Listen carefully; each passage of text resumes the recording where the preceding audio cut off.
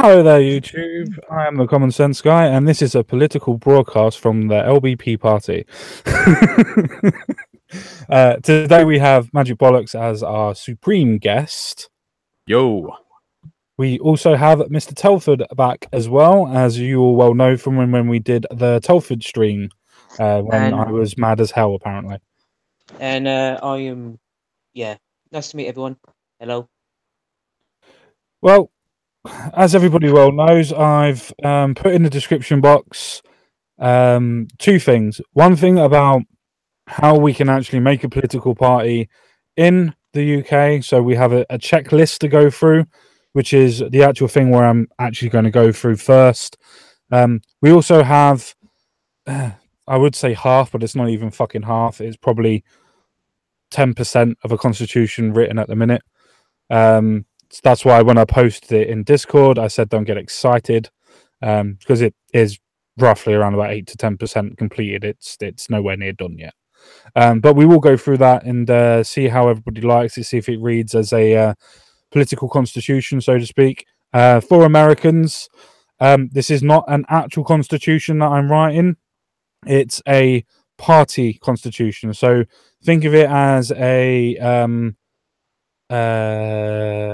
point of what you would stand for, your principles, those type of things. Would the word charter be a better description? A charter for a party. Yeah, it's kind of a charter, a set of principles. Definitely, yeah. So that's linked in the description box below as well. You do have to download it, but it is a PDF file. Have a look actually at the first page. It's absolutely amazing, and Magic Bollocks is the creator of that logo. So if anybody thinks it's amazing like I do, it was all him. He did that. Amazing logo. We got a couple of other logos as well, but they will be coming on later on. So yeah, I think we're doing all right. So what I'm going to do is I'm going to go. Does anybody else want to say anything before I actually go into the main thing, or does anybody else have anything to say? Yeah. Common sense for king. Yay, king and country. Yeah. Aaron Telford is God Emperor. He basically wants the capital of the UK moved to Telford if you come to power. It's common sense. Oh, I'm not sure I could manage that. There is a way that I could get around it, but just saying that Westminster can't have all the power, so we should shift the council where they hold Parliament. So I could do it that way. Well, if I remember my history correctly, back in the day when like England times, like 16th, 17th century, the king of the land would tour around England to see his lands, make sure everyone's loyal and safe to him, and Parliament would be wherever the king was at any given time. So it could be like, officially down London way, but if the king happened to be in Leeds or Manchester or wherever on his little tour around seeing the local loyal barons, if he wanted to sit down and hold Parliament in that place, and that's where Parliament was for as long as the king was there. Yeah, that's pretty much true. Or words to that effect. So yeah. No, you're pretty much right. I don't think it was in the 15th and 16th century. I think it was more in the court that the king actually held, because he did travel when I was on war. It was a case of him following him around. So I think it was more from 11th to the 14th century. Because after I may have got the dates wrong, but I just remember that happening. So yeah, no, you're correct. Yeah, but yeah, we could do something similar, I suppose. Sounds good to me. Right, I'm just about sharing. In a second. Apparently I need to present to everybody first. No! There we go. So, this is the BBC at the moment when it actually comes through. There we go. I got it through. So this is the BBC at this moment in time. What the hell's going on there? Yeah, that's fine. I'm having a batshit crazy moment. Because I'm fucking still presenting that fucking thing because I'm an idiot. Echo. It's me as a stream. Don't worry, it's me as a stream. I can't actually fucking see anybody without actually showing everything. So this is the BBC thing. Wow, I'm doing so well today. And you all want me to be leader of this party. Somebody help this party. It hasn't even got off of stage yet, and we're still talking about it. Basically, this is point of reference. How to start your own party. Provide plenty of booze. There is that, yes. You do need to get a lot of people on it. As you can read at this moment in time, it actually just kind of states that there's new parties popping up and things like that, because this is from 2009. But I'm going to read from Choose a Name and carry on from there. I won't be able to see what's going on in chat, but I want to see what everybody thinks and see what we're actually going through and see where we actually are. So, choosing a name. This is trickier than you might think.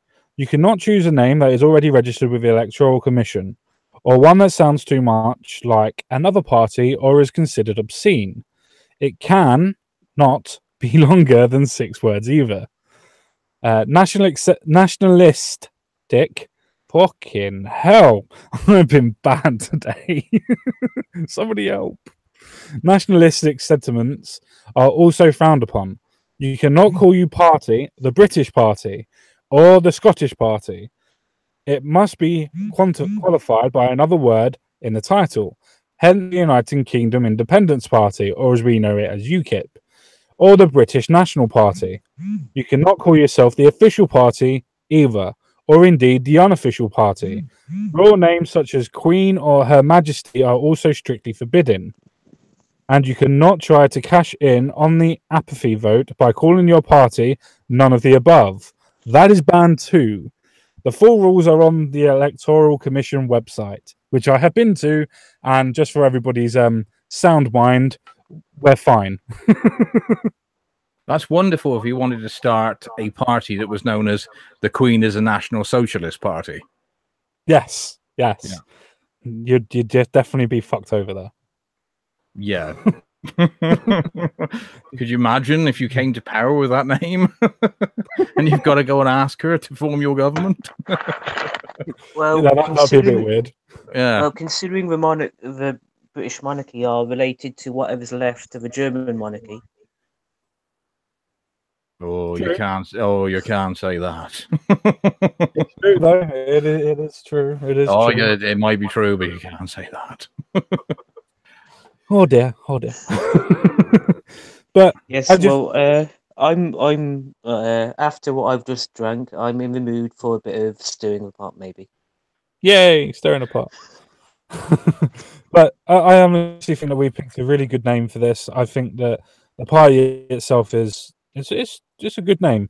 I like the Liberal Britain Party. I think it's a very good name, and I want to stick with it. I know certain people in the chat, Mr. Quinn and Mr. Magic Bollocks, want to change it to BLM, but that's not going to happen. We just wanted to call it the British Liberal Movement. That was all. Yeah. It's just a pure coincidence that it ended up with an acronym that sounded like something else. Yeah, of course. Yeah, I completely and utterly understand the misconceptions there. It would have been interesting, though, the very, very first time that you would have actually, done a gathering, and it was like, there's a lot of people here, a lot of ethnics as well. That's nice. They've obviously read the manifesto and said that we're a colorblind party, and all of a sudden they're beating up police officers. Yeah. A lot of people are looking awfully well suntanned. Yeah. Yes, very, very suntanned. Very, very. But yes, we're going to take control back from the government and give it back to the people. That does not mean that we are killing police officers. That does not mean that we are forming a revolution. Fuck off, communists. Yeah, that you've got to make sure you put that bit in at the end, Mr. Common Sense. Otherwise, you might find support from Momentum. Oh no, I definitely don't want support from Momentum. Oh, you've got two kind of neo-Marxist groups on your side already. Oh, what have I got? Well, if you've got Black Lives Matter and Momentum, you're doing pretty well. Oh. Let's see if we can get some alt-right in the mix as well. Well, I do have Britain in the name, so maybe Britain is going to appeal to the nationalists. Yeah, I do like the fact that on the stipulation of the BBC website was that they didn't want any political parties with that word nationalist because it might clash with these other parties already. Or is it just that maybe the BBC would prefer it if there were no nationalist parties at all? If I understand what you just said correctly, technically that will mean the Scottish Nationalist Party are kind of screwed. Technically yes, but no, because they put it together. So it's the Scottish Nationalist Party, but it's also an ideology rather than it just saying, "Oh, we're just for Scottish people," so that's why it can't be the Scottish Party. But if you say it's a Scottish National Party, you're explaining your ideology that you're a nationalist for Scotland. So Scotland's run by fascists. In a technical sense, yes. They're more what I would call international socialists, aren't they? I would personally call them a form of Nazis, but yes. I just call her Ouija McCranky. Oh no. Does anybody else have anything to say on the names of these things, parties? Or in fact, our names? Well, I didn't realize there were such restrictions, but I suppose you couldn't come up with a party like called the Fuck Bastard Cunts Party, could you? But just saying that you can't use words because they might have already been in use is a bit, I mean, you might want to call your party, say you're a proper sort of traditionalist centre-right party, you want to call yourself like the real Conservative Party. You wouldn't be able to, according to this. Yeah, we are the official Conservative Party. Yeah. I do like the fact that they put at the bottom that they're not allowed to cash in on the apathy vote by calling your party none of the above, meaning that somebody's obviously tried to do it before.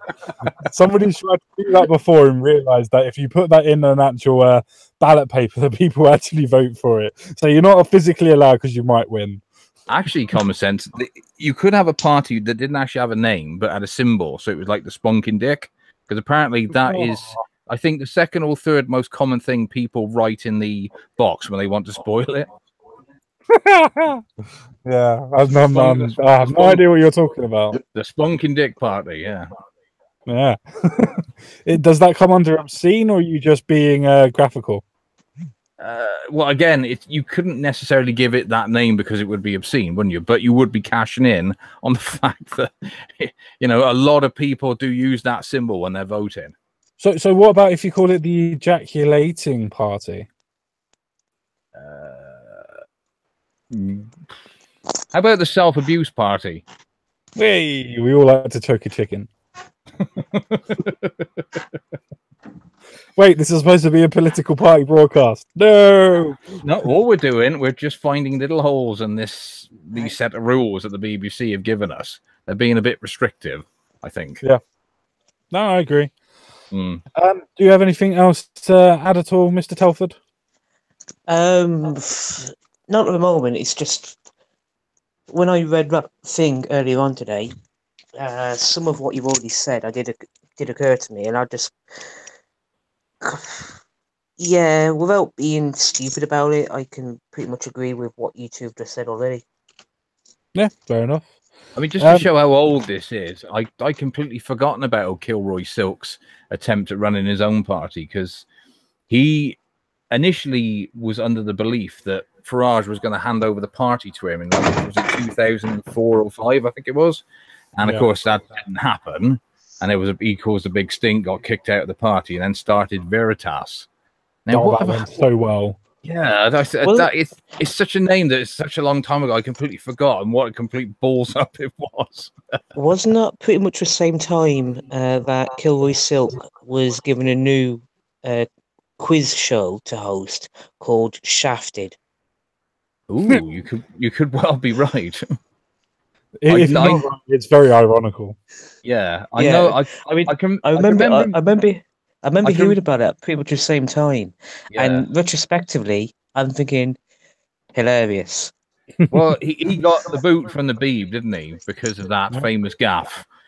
where I don't think he said it on the show, but I think he must have said it in the press, or where he said that all Muslims are women beaters and suicide bombers, and it led to him. It led to him losing his early morning TV show. So that's when he decided to get involved with UKIP and all that, and realized that it wasn't enough to the right for his liking. So that's where Veritas came from. Yep. I'm sure Somebody really ought to do a video on where is Kilroy Silk now. when you put it all like that, I'm sure somebody somewhere is thinking the word profit. Yeah. There's always a profit. For everything, there's always a profit. Yeah. It just matters. First rule of Ferengi acquisition. When you've got their money, keep it. True. Speaking of money, let's make this party official. If you want to use your new party name on a ballot paper, you will need to register with the Electoral Commission. That means handing over a fee of £150, drawing up a party constitution and a financial statement, and nominating a leader and a treasurer. Electoral Commission staff will help with the paperwork. You can also register up to 3 party logos. We have 3, and up to 12 descriptions. So far, we have 4 of what the party stands for, which can be used on ballot papers. So I can quite easily, I'm not quite easily, I'm fucking drawing up on a blank there, but I can get up to 150 quid when needed to actually make this party an idea. I'm going through the constitution myself at this moment in time on my own. And a financial statement is just going to read 0000 because we're not making any money. So that's nice and easy. And nominating a leader, I can't see, but in the chat, do you nominate myself as leader, or would you like somebody else to be leader? And if I might put forward somebody to be treasurer, I would like Jensen Quinn to be treasurer of our party, if he so would accept. But I can't see the chat at the minute, so if he does accept, can he send me a message on Twitter or Discord? Now, is the treasurer the person who is like the shadow boss? Yes, and he also controls the money on where we spend the money as well. Yeah, that Mr. Quinn, you're in charge of the dosh, mate. Maybe not, Mr. Quinn. No, I trust. I trust Quinn. I trust Mr. Quinn wholeheartedly. Well, but it's quite. Go on. In keeping with it, when they're talking about financial crime and all that stuff, they're always saying follow the money because, well, money rules the world. So yeah, technically, the treasurer would be the second most powerful person in any political organisation. Definitely. Even despite having a deputy leader or whatever. Definitely. No, I completely and utterly agree with that. The reason why I'm doing this is to show everybody as well how, well, to my understanding, how close we are to actually making a party happen. Now, I'm not trying to say that we're anywhere near actually finishing it, because we're not. Because for a start, we don't have anybody besides me that's actually going to run. And as Mr. Moz and Jensen Quinn have said before, if we're going to make this actually work in real life, we need to actually get people in real life to be able to run. Well, on that note, if you don't mind me saying, when you messaged me like a week ago, I think it was, with your initial notes through Twitter and all that stuff, I admit I thought you were further along in the process than you actually are. But one way or the other, I did think that depending on the situation at the time, and if you can convince me that this is worth the effort and everything else attached to that, I would be willing to be your MP candidate in Telford. Yay! So we've got another MP. So that's one good thing. We now have a hierarchy system. Bitch, make me tea. Sorry. Well, potentially, like I said, it's all dependent on how the rest of your structuring and everything else pans out. And like I said, if you can convince me this is like the real deal, that's going to go the whole 9 yards. But if you can pull that off, yeah, I would be willing to at least consider being your MP for Telford. Yeah, I appreciate that, mate. And I will try my best to convince you. And as you well know, I will give it my fucking damnedest to convince everybody that I meet that this party is worth fighting for. Otherwise, I Well, wouldn't be interested in doing it. well, flesh out the rest of the bones and everything else, your constitution and whatever else you need to do first. Make sure you got the foundations on which to build your house, if nothing else, Yeah. and then we'll talk again about what I just said and go from there. No, that's perfect. I mean, I really need to start talking to different people, and hopefully, with the power of the internet, because obviously the guys in the chat that come and see me very often, like Quinn, like Memes of Destruction, like quite a lot of people, Moz as well, RPR, they all know and speak to other people as well in different areas. It's a case of interlinking and actually linking up and talking to people now, trying to get people actually interested. Once I do finish the Constitution, though, at least we'll have an actual set of principles and set of guidelines that we actually be able to work under. The Constitution, after we actually get people, can be amended and will be amended before we actually go through with the Electoral Commission signing up with. So don't think that the Constitution that I'm writing is the end of it, because it's just a guideline for me at the moment to show you what our principles would be, or at least what I think the principles should be. And then we can have a talk about everything else, because that's the power of democracy, from adding things and taking away and rechanging words and rechanging the meaning of what we actually want to do. Yep. Okay. Yeah, I think we're getting quite close, to be fair. As I said, I just got the Constitution to finish off writing. We're getting quite close. I mean, I don't think I'm going to finish this week, the Constitution, because just of how fucking thick the Constitution needs to be. It needs to be up to 40 pages. And I think people are willing to understand that, but from my point of view, the most important foundation stone to begin with from the get-go is obviously the Constitution, for reasons you've just said and a few more.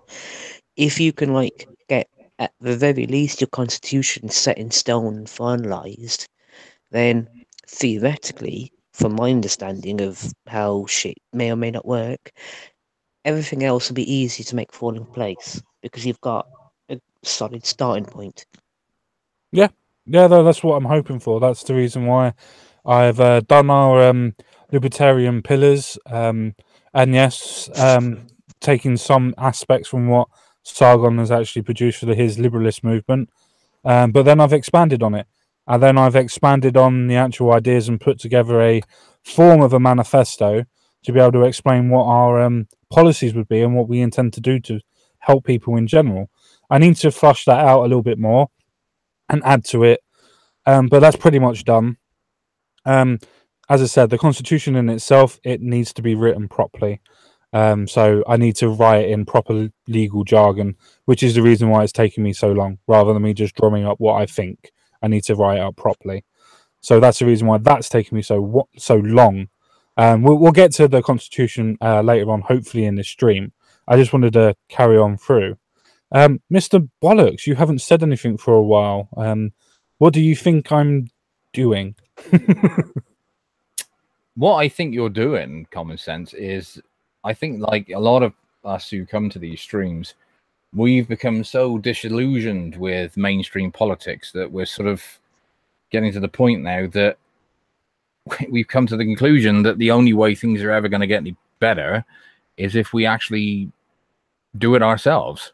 Exactly. Because you do have obviously fringe parties, but they are very susceptible to, obviously the mainstream will be against them anyway if you have any kind of narrative that goes against the establishment at the moment. So if you're at all inclined to restrict immigration, if you're against big state, if you're against the idea of the European Union or such similar examples that might be festered upon us at some point in the future, and certainly if you're against the Americans' desire to basically bomb the shit out of the rest of the world, it's going to be difficult. But the one weapon that we now have that a lot of people in the past have not had is the internet, because we can now talk to each other en masse in a way that we've never been able to before. Because I think it's fair to say myself and Common Sense wouldn't probably have never met in real life if it wasn't for the internet, because one, we don't live anywhere near one another, and two, just demographics really. And even if Common Sense had started his own political party without the internet, he would then be entirely dependent on finding local people who would share the same interest. With this, you've almost got a completely decentralized party, which is that he can have members of this party instead of just like having a base. Say, I don't know, traditionally it'll be in London, and all the the secretary will be in London, the general secretary will be in London, and anybody who works internally will work in London. I think what Mr. Common Sense is maybe attempting to do is to do, like I said, the first decentralized one. So you could have, say, whoever he chooses. So say he did choose Mr. Quinn, you'd have the general secretary in South London. Then you might get somebody else. Say maybe he got Sheffield Loafer to be like the company secretary or something, and there you go, you've got somebody in the north. And you see what I mean? It's trying the political philosophy in a different way. If you don't mind me saying, I fully understand and agree with what Mr. Bollocks just said, but I think at the same time, for that very reason, it's going to be far more important than in any other situation to have a strict hierarchy and lines of communication to make sure we just don't fall apart into separate regional factions and go off a dozen different directions. You will always have that problem, even in a traditional party, because of every single person's different motivation. You see, some people will be in the understand. Yeah, I understand that. I understand that. It's just I think with a brand new party, from what I'm understanding so far, with a brand new party, the way that Mr. Sense Guy is trying to set up, especially in the format that you, Mr. Bollocks, are trying to describe, someone in this party would be far more vulnerable to my concern than an established party of 10 or 20 or whatever, how many years. If I may just quickly interject, I actually feel that with a party of this sort of structure, I actually feel that the structure will actually be able to sort itself out. For instance, all of the people that Magic Bollocks has already alluded to who could be certain aspects of the party in itself, and yourself as well, as you alluded to, we can all go onto a live stream at separate times, be able to talk to each other at perfect opportunities to be able to find out what's going on in different people's areas without even traveling, because we have people that are living in those areas and are actually part of the communities in those areas, not people that have already been established, that have gone to political schools and political schools of thought that are going to be slightly of a more affluent area. They're going to be in the areas that need to be changed, that need to be updated, that need to be seen through the eyes of the people that are actually there. And there is nothing better than the internet to be able to work out those differences. And I feel that's the reason why our party will differ from every other party. It's the fact that it's being created on the internet. It is the idea of the new age politics from its conception. Well, if you can, because of that reason, if, like I said earlier, if you can get this foundation rocks sorted and like make them absolutely unquestionably rock solid, But that's the point. for that reason, with that reason, then there might be some real success going on here. But that's the point. It doesn't need to be successful. It doesn't need to be rock solid, as what you're trying to say. Political discord doesn't need to be specifically pretty. It doesn't need to be politically correct. If I want to shout at Magic Bollocks because he's trying to ask me to do something I physically can't because he's not in the area where I am, or if I want to shout at Quinn because he's asking me to do something I can't physically do because, again, he's the one in his area knowing what's going on, I need to have those discussions. I need to be able to have that frank and open discourse. And okay, I accept that. I'm probably, some of what I'm saying right now is probably entrenched in what you might consider orthodox thinking and how one might expect such things to be run. I accept that and I apologise for it. I don't know. On one hand, I'm excited about what you're saying and what you're trying to achieve, to the point that, as I said earlier, I want to be part of it if all goes well. Yeah. But on the other hand, the amount of times on some interview I was seeing some small party which I kind of might have a tingle of excitement about, or oh, very interesting kind of thing, and then beyond that interview on the TV, I'd never hear from them again. That's because they don't, not to take a coin from Labour in itself, it's because they never gather momentum, because they're so entrenched in the area in which they already are. So, say for instance, it started off in London. They would be so entrenched, the party itself would be so entrenched in the ideas of London that they wouldn't be able to look at anything else in the county or the country as a whole. That's where this party would differ. Because to start off with, we wouldn't have people, as Magic Bollock said, entrenched in London. We would have people in Sheffield. We would have people in Rotherham. We'd have people in Telford. Have people down in the southwest. We'd have people in the northeast.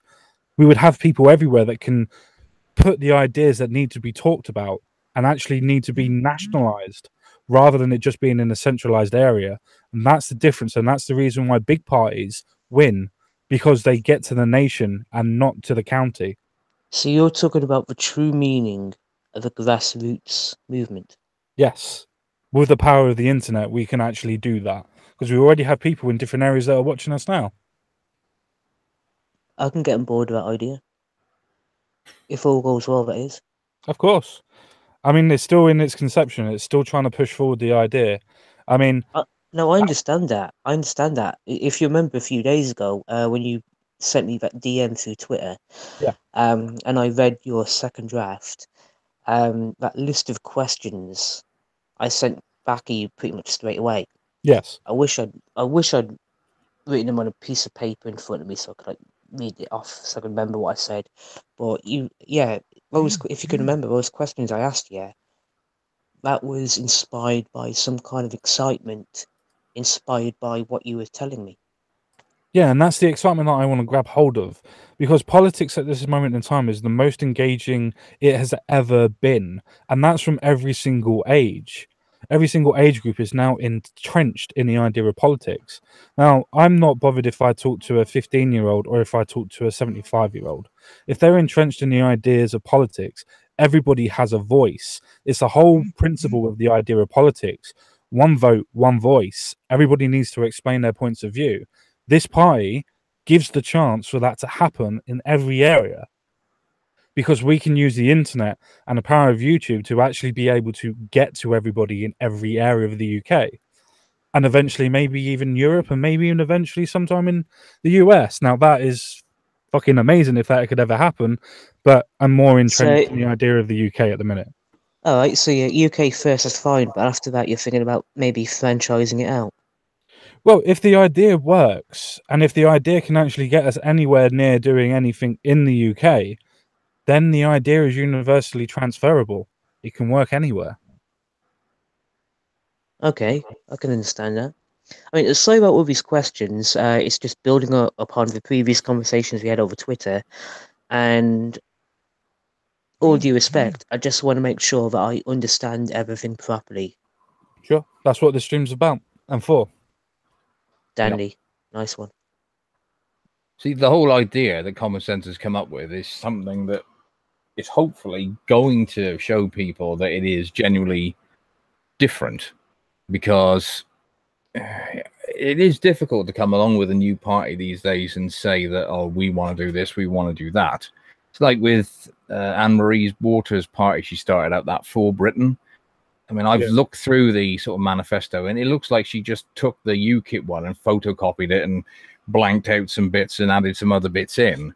Now, if you're going to start a new party, you got to make sure you're different from everyone else. That's for sure. Yeah. So, and also she's going to cause problems by splitting that vote. So it's, yeah. I think a lot of people are beginning, I'd like to think, to realize that centralized power never ever works to the benefit of the many, which is as we've got in most of the West now, it's always concentrated in one area, be it obviously the capital cities traditionally, and we've got it even worse now, which is power is centralizing in Brussels, or that's where they want it to. Oh, I can agree with that. I can agree with that. I can understand that as well.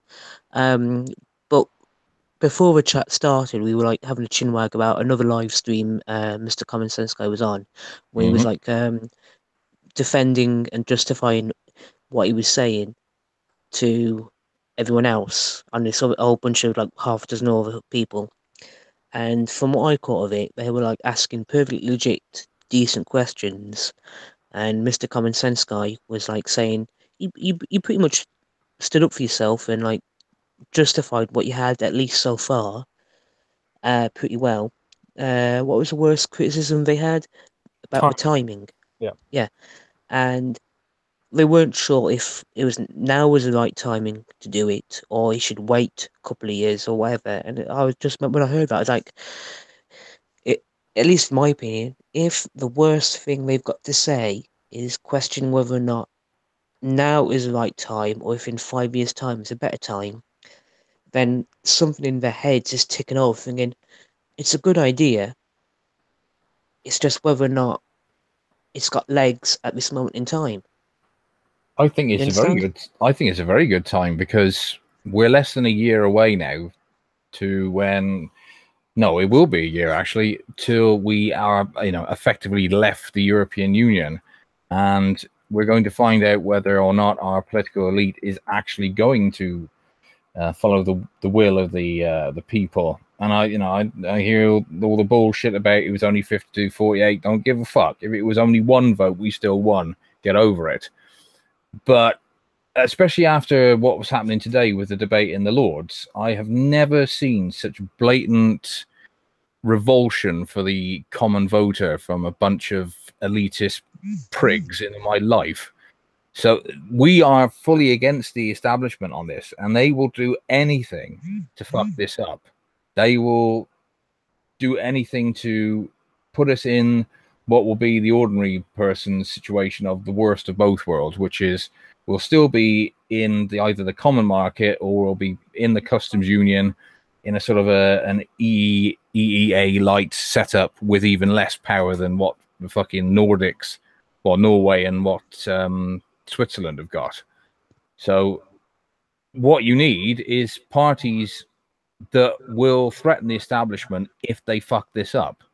That's what you need. You need them because that's what UKIP did to them back in 2015. They put the shits up Cameron that he then offered to give the ordinary person a vote on EU membership. Well, let's be honest. He didn't offer. He was forced. Well, you know what I mean. That was his election pledge, wasn't it? Yes. Yeah.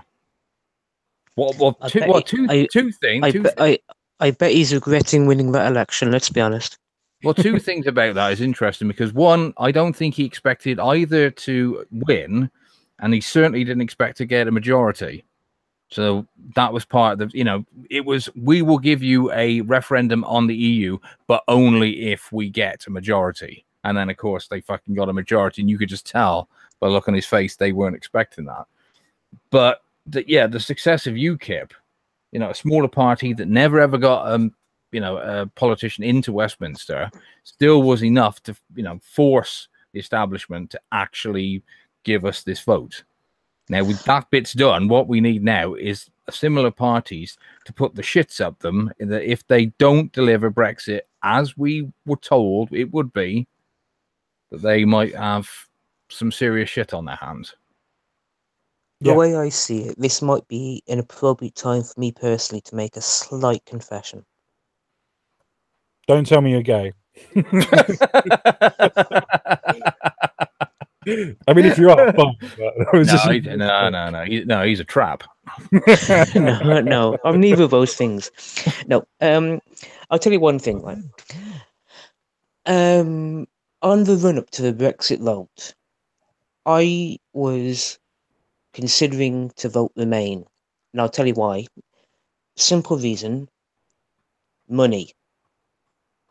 Because in Telford, over the past few over the This is past the few. thing. I have no problem with people saying to me, "I voted Remain." I work with a work colleague who told me he voted Remain because he felt he didn't get enough information from both sides, so Now, he the thing chose is, I he didn't chose to vote actually. safe. In the end, I didn't actually vote Remain. On the run up to the election, Mm. I was going to vote Remain because I was looking around because on the run up and over the years preceding it all, Telford has always been a very rundown area, despite the various ambition. Because Telford, as it is, has existed in the 1960s as one of them new town projects, and despite all the ambitions for it, it's been a very rundown place. No investment, that kind of thing, and all over the place over the past few years or so, you'll see all kinds of regeneration projects going on. New this, new that, new everything. And attached to those new this, that, or the other, there are signs coming up saying partly funded by the EU. Right? Mm. Now, that kind of thing gave me hope for my. When I was a teenager, I hated my hometown. Hated it. Couldn't get away fast enough.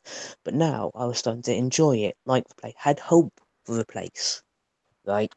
Then a couple of days or so before the referendum vote itself, I was trawling through the YouTube, finding something entertaining to watch, and happened, by sheer accident, to find a video or two by some fellow called Dave Cullen, Computing Forever. Yeah, and he made a video.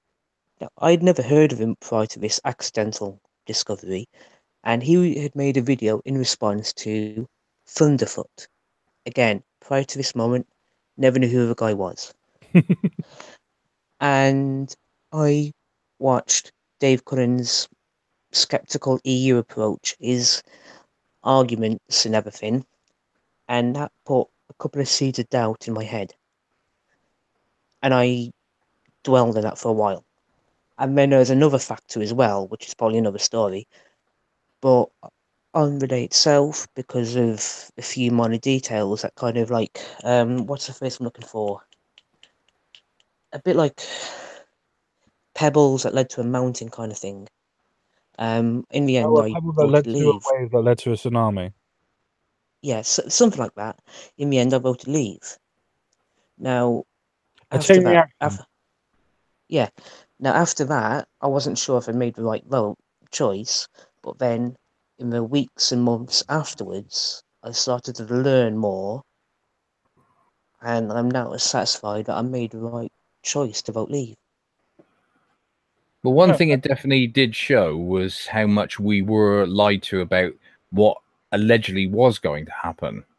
Because we still haven't left, of course, but and that's one of the arguments they will say is, oh no, all these predictions was when we leave. No, they weren't. We were being told things like the Brexit vote will lead to a massive drop in GDP. It will lead to another big recession. Osborne even fucking said at one point it might even lead to war. Yeah. Just to A lot of show people the think ridiculousness that they were trying to scare the ordinary people into voting to stay in.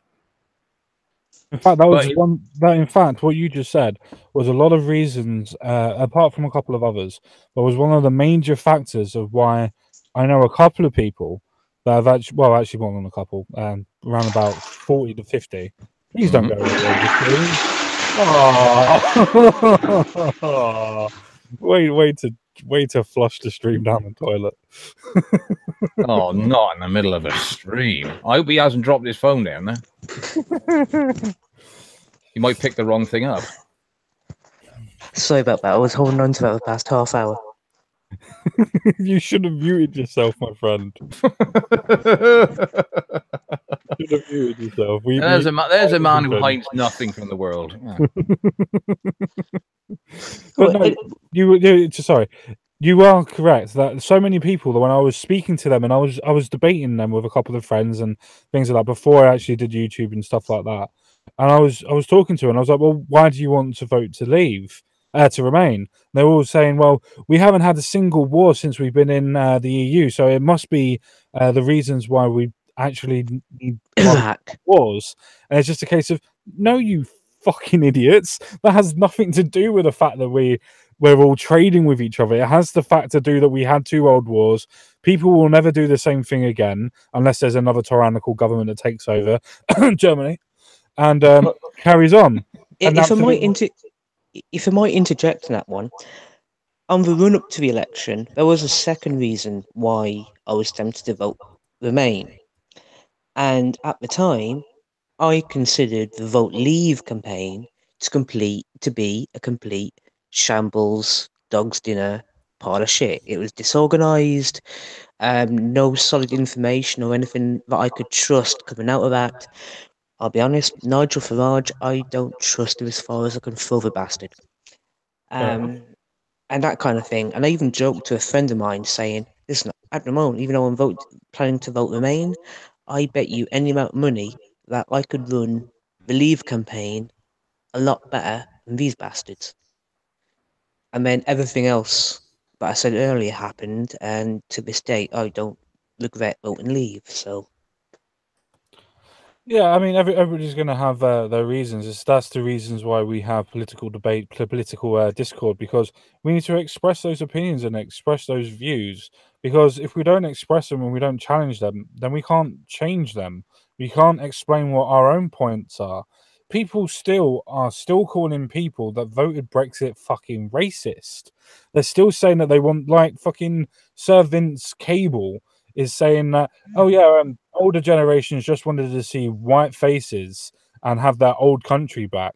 How racist is that? Take away the white in what he said and put black or Muslim. How does that even compute that that's not racist?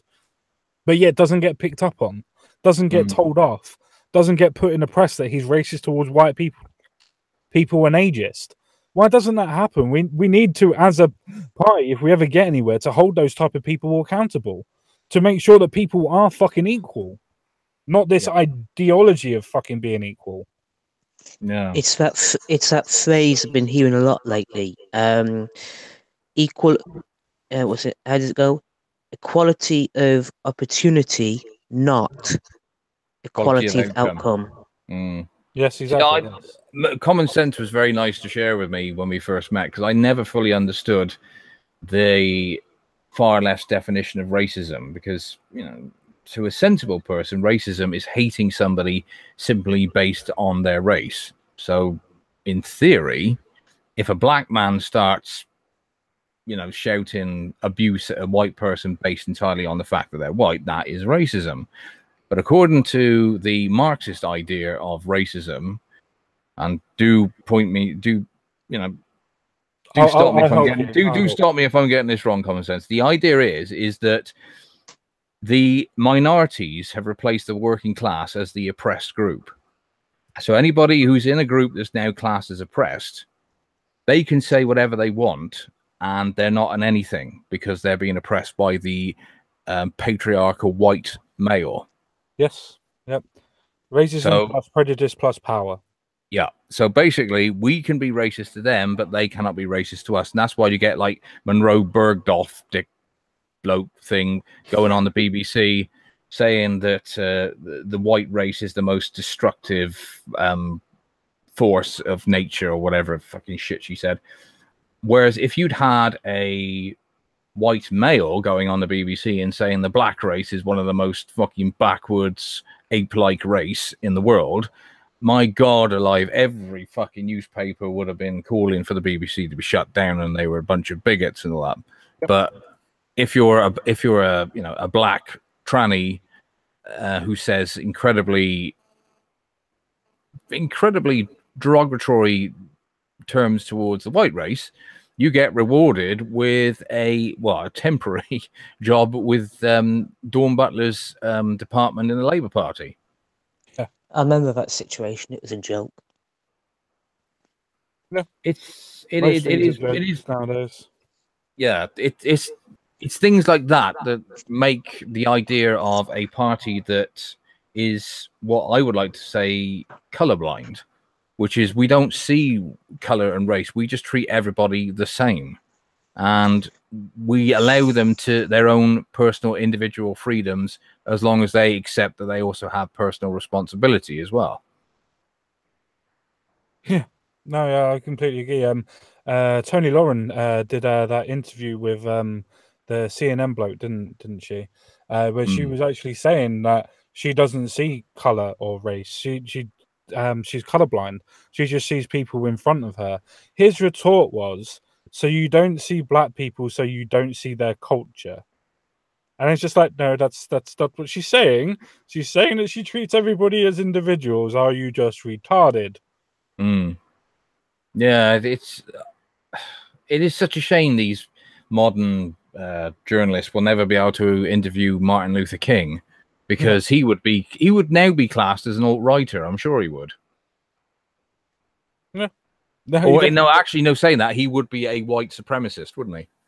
Yes, because he Well, wanted everybody to be judged on the content of their character and not on the melanin in their skin. I mean, color of their skin. well, I guess on that happy note, I should. It just occurred to me: have we finished reading through the article yet? Yeah, we're basically finished. Yeah. Okay, I'm just going to read through the Constitution later on and show off Magic Bollocks' amazing um, design that he did for one of our logos. I think it looks absolutely amazing. And then we're just going to go through the Constitution that I've written so far. We might not be able to get through all of it, but you'll be able to get an idea of what I put down. dandy. Mm. But I thought we were doing pretty well on the political talk. I thought we did quite well. I think it's good to be able to just have general conversations. I think that's the reason why this party might actually go somewhere and actually do something. As we said already, Mr.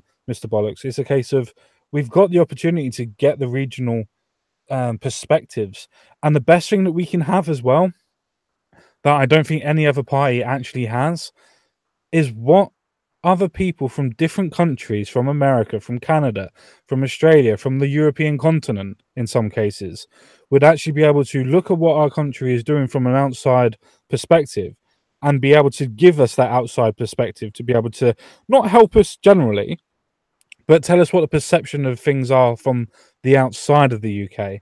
I don't think that many parties can actually say that they've got that. Well, we could actually say that we do have that.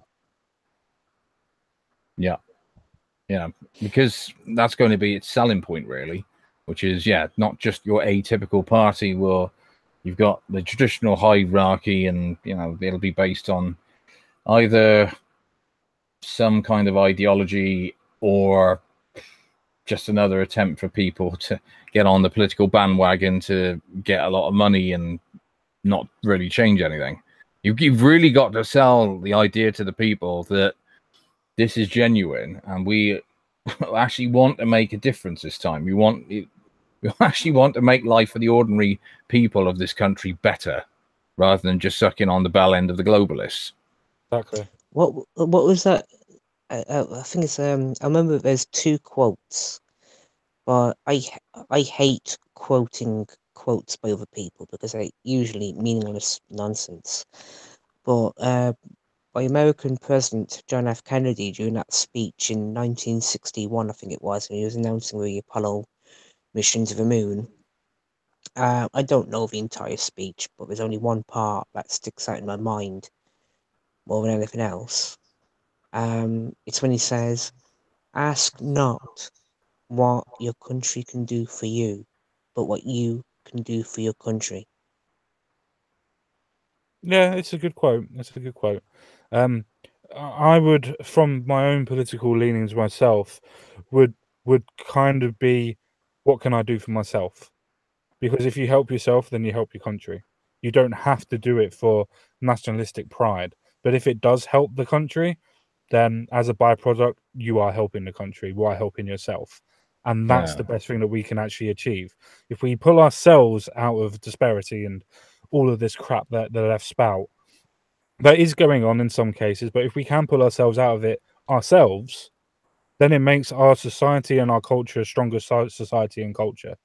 It's just Well, that I think, simple. yeah, I think that reminds me of another part of the same speech when he goes on to say, when JFK goes on to say, "We do these things not because they are easy, but because they are hard." Yeah, I like that quote. That quote is a very good quote. Um, Implication being, at least I took from that. The implication being only the hard things are worth doing because they get the most reward out of it.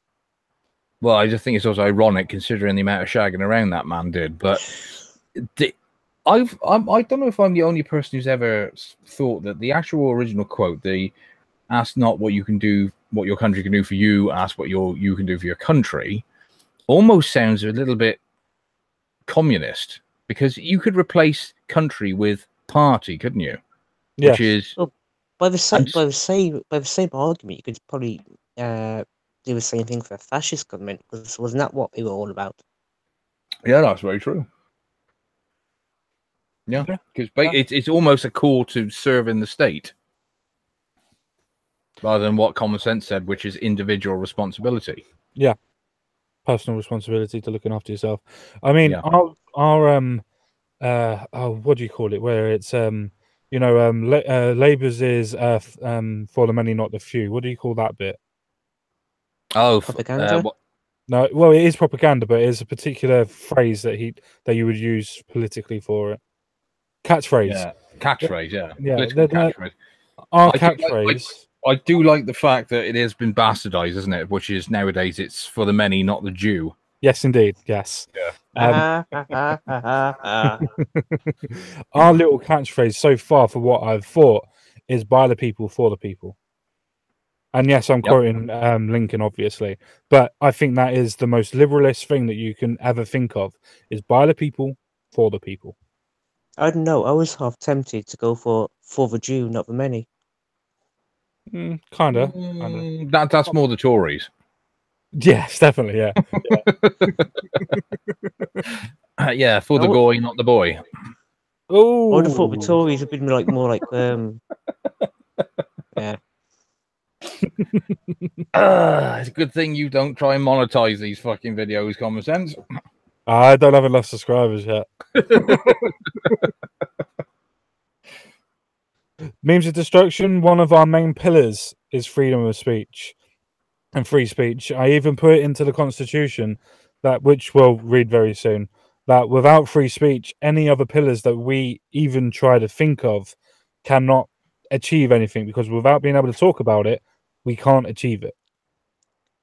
Reminds me of a joke I is saw. the most important part. That reminds me, I saw a joke on Facebook. Somebody had in a Facebook group I'm signed up that quoted a tweet that some guy I'd never heard of said, and the tweet was basically, "Yeah, free speech is all well and good, but have you ever tried premium speech for $9.99 a month when you get all these extra perks?" Do people still even pay for that? Some do. Some have to. Yeah. And not that I know. Cheaper after midnight, common sense. Oh, now you tell me. Not that I know that. Now you tell me. Shit. Dear, we're showing our age now, remembering all that shit. Yeah, we are indeed. Right, we've got about an hour to the end of the stream-ish, so I'm going to fucking put this up so everybody can see it, hopefully, and then we can quickly go through the Constitution. Dandy. Time screen. Application window. That one. That'll do. I can do it. Wicked. There we go. How can we see on that one? Can we see everything perfectly? Let me just see if it comes through or not. So, has anybody in the chat actually read this Constitution that I put through, or not yet? Yeah, disciples, how dare you not read the new Bible? No, I'm just asking if anybody's actually seen it or not, because I thought it'd be interesting. No, so I can't do it like that. Fuck. Right. Back to where we were. No? Okay, well, let me do that. I'm doing well.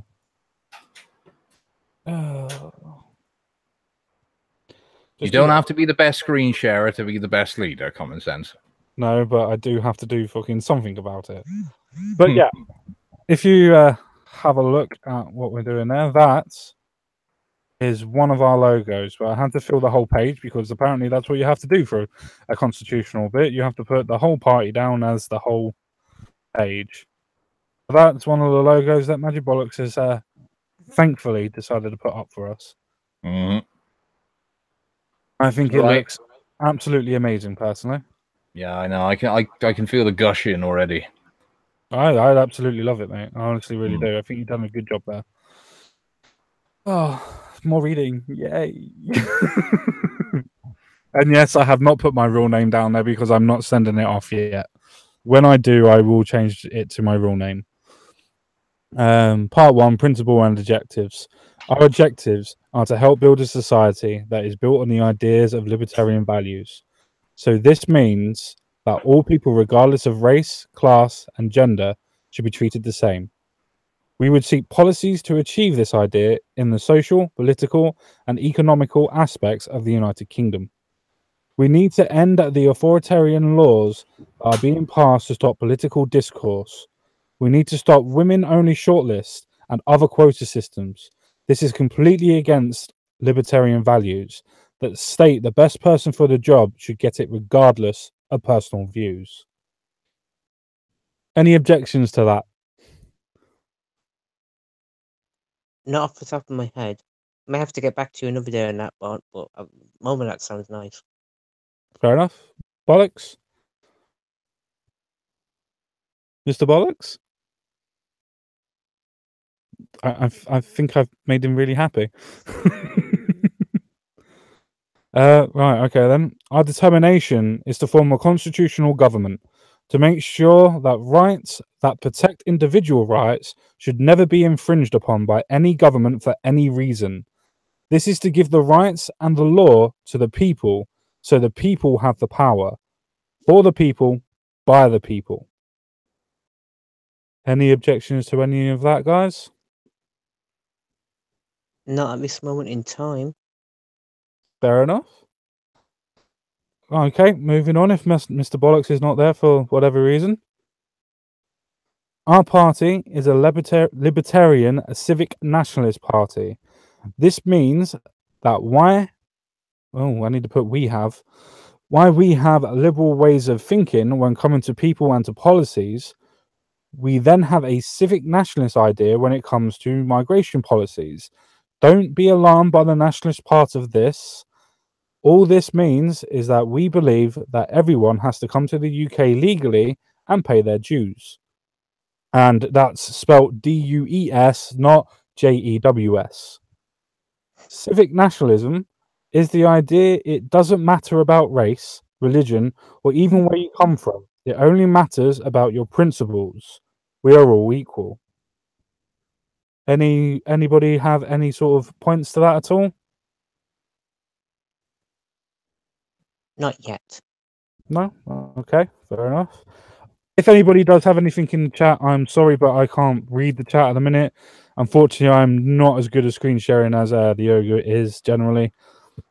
So if anybody does, I will have a read through it at the end of this live stream and hopefully come back to it.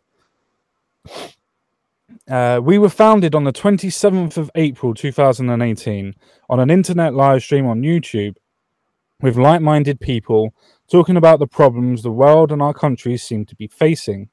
The British section of this talk decided to form this party, the Liberal Britain Party. We were founded on the principles of libertarianism, believing that we all should have equal opportunities for all. This is a lot of differences between people, and this should be embraced. We, unlike other parties, know that there are different qualities in people. Some are smart, some are fast, and so on. Again, I need to change my spelling. And instead of saying this, I should have said these. These differences, again, need to be pushed and given every opportunity to be nurtured and later flourished. Not everyone can be a footballer or a scientist. We at the LBP know this well, but everyone is good at something, whether that be a trade, construction, or even demolition. We need to encourage our youth to push to their strengths. We want to push for equality for all, but understand that doesn't mean everyone can do the same job. Anybody have any problems with that? Sounds good to me. Sounds fair so far, yeah. Our principles are grounded in a libertarian... Wait, did I read this? No, I didn't. I was doing an ogre. Our principles are grounded in the libertarian values. These are individual rights to everyone. Freedom of speech are the most important principle, without you would have none other. Meritocracy, so the best people get the jobs regardless.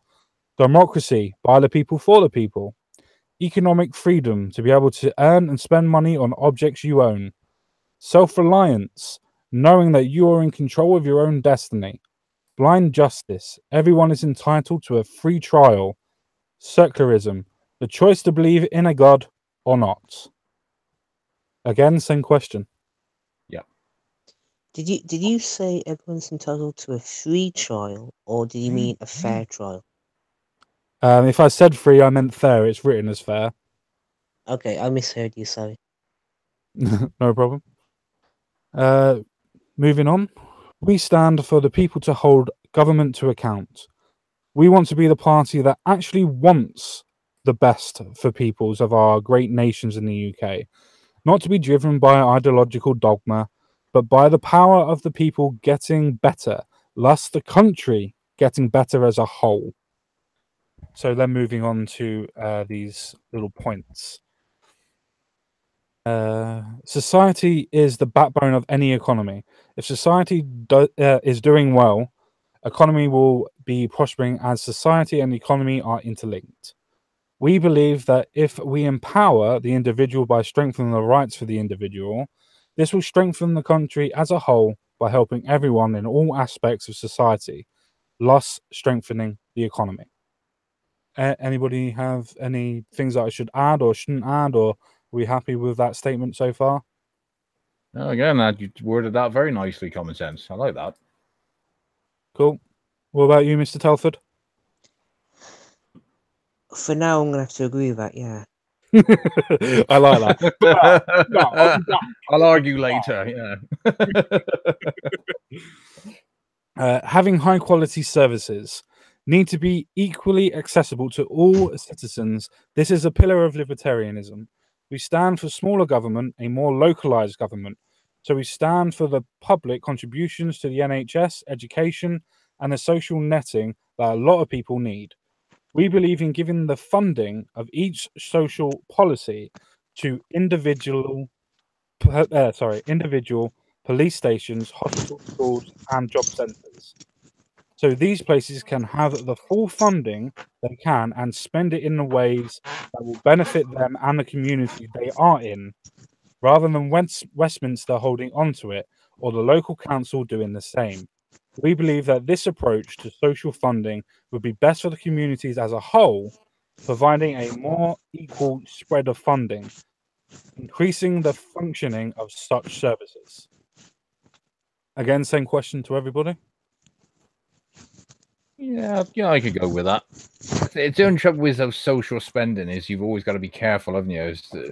One of the great complaints, of course, of anything publicly run is that because they are always guaranteed income, they tend to be bloated and they tend to be overstaffed and they tend to have incredibly, and I don't want to stereotype here, workers who realize they're in a position of privilege, and I hate using that term, but it is true. It's because they kind of have guaranteed employment, whereas those of us in the private sector do not. So, but you're quite right, Common Sense, that there are certain sectors of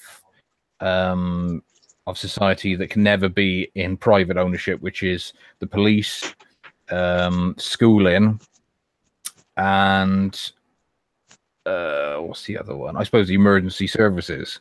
Yeah, because you don't want anything that's dealing with either education or people's lives that's based entirely on profit. I don't think it should be private owned either. So. No, I appreciate that. The main point of that one was to say that the funding that is already given to the social services, basically social services, not the actual name of social services, but the services that are social.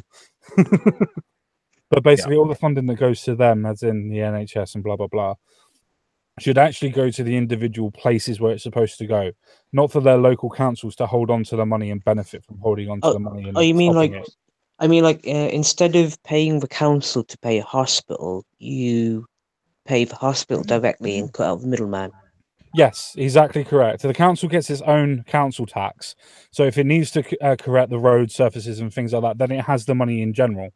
Yeah. So if you have centralized government that holds on to a centralized tax, i.e., the NHS or a social funding for it, then it can then be transferred instead to the council to the individual hospitals in said counties, so they can spend the money on the processes they need and what they want, rather than being dictated to people that don't even know what's going on. Yes. And Would that one sorry little to interrupt. Just to clear it about in my head, I'm sorry.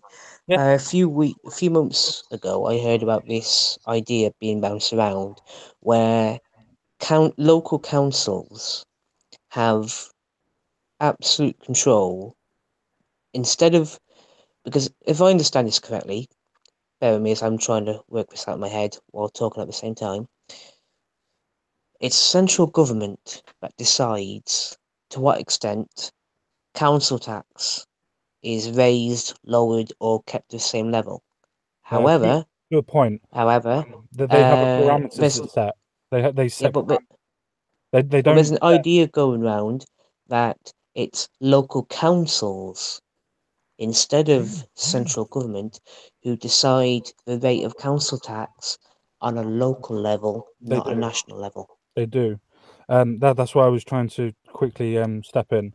Government Sorry. in itself, Westminster in itself, dictates in what parameters you can have a council tax set. So if it wants a council tax set between 5% and 7%, then it's up to the council in that parameter what they set it as. So one council could say it at 5.5%, and another council could go all the way to 7%. They can set set their own council tax, but only in the parameters set by government at the moment. Mhm. So are you saying you want to get rid of central government's ability to set such a parameter? No, he just No, wants to cut out the people like the councils who are getting the money to then pass. He wants the money to go direct to the departments or the institutions that need it. yes, Oh, exactly. so what I said a few minutes ago is more correct than what I'm trying to say now. Partially, yes, because you could say that the council in itself could collect its own council tax to improve the roads.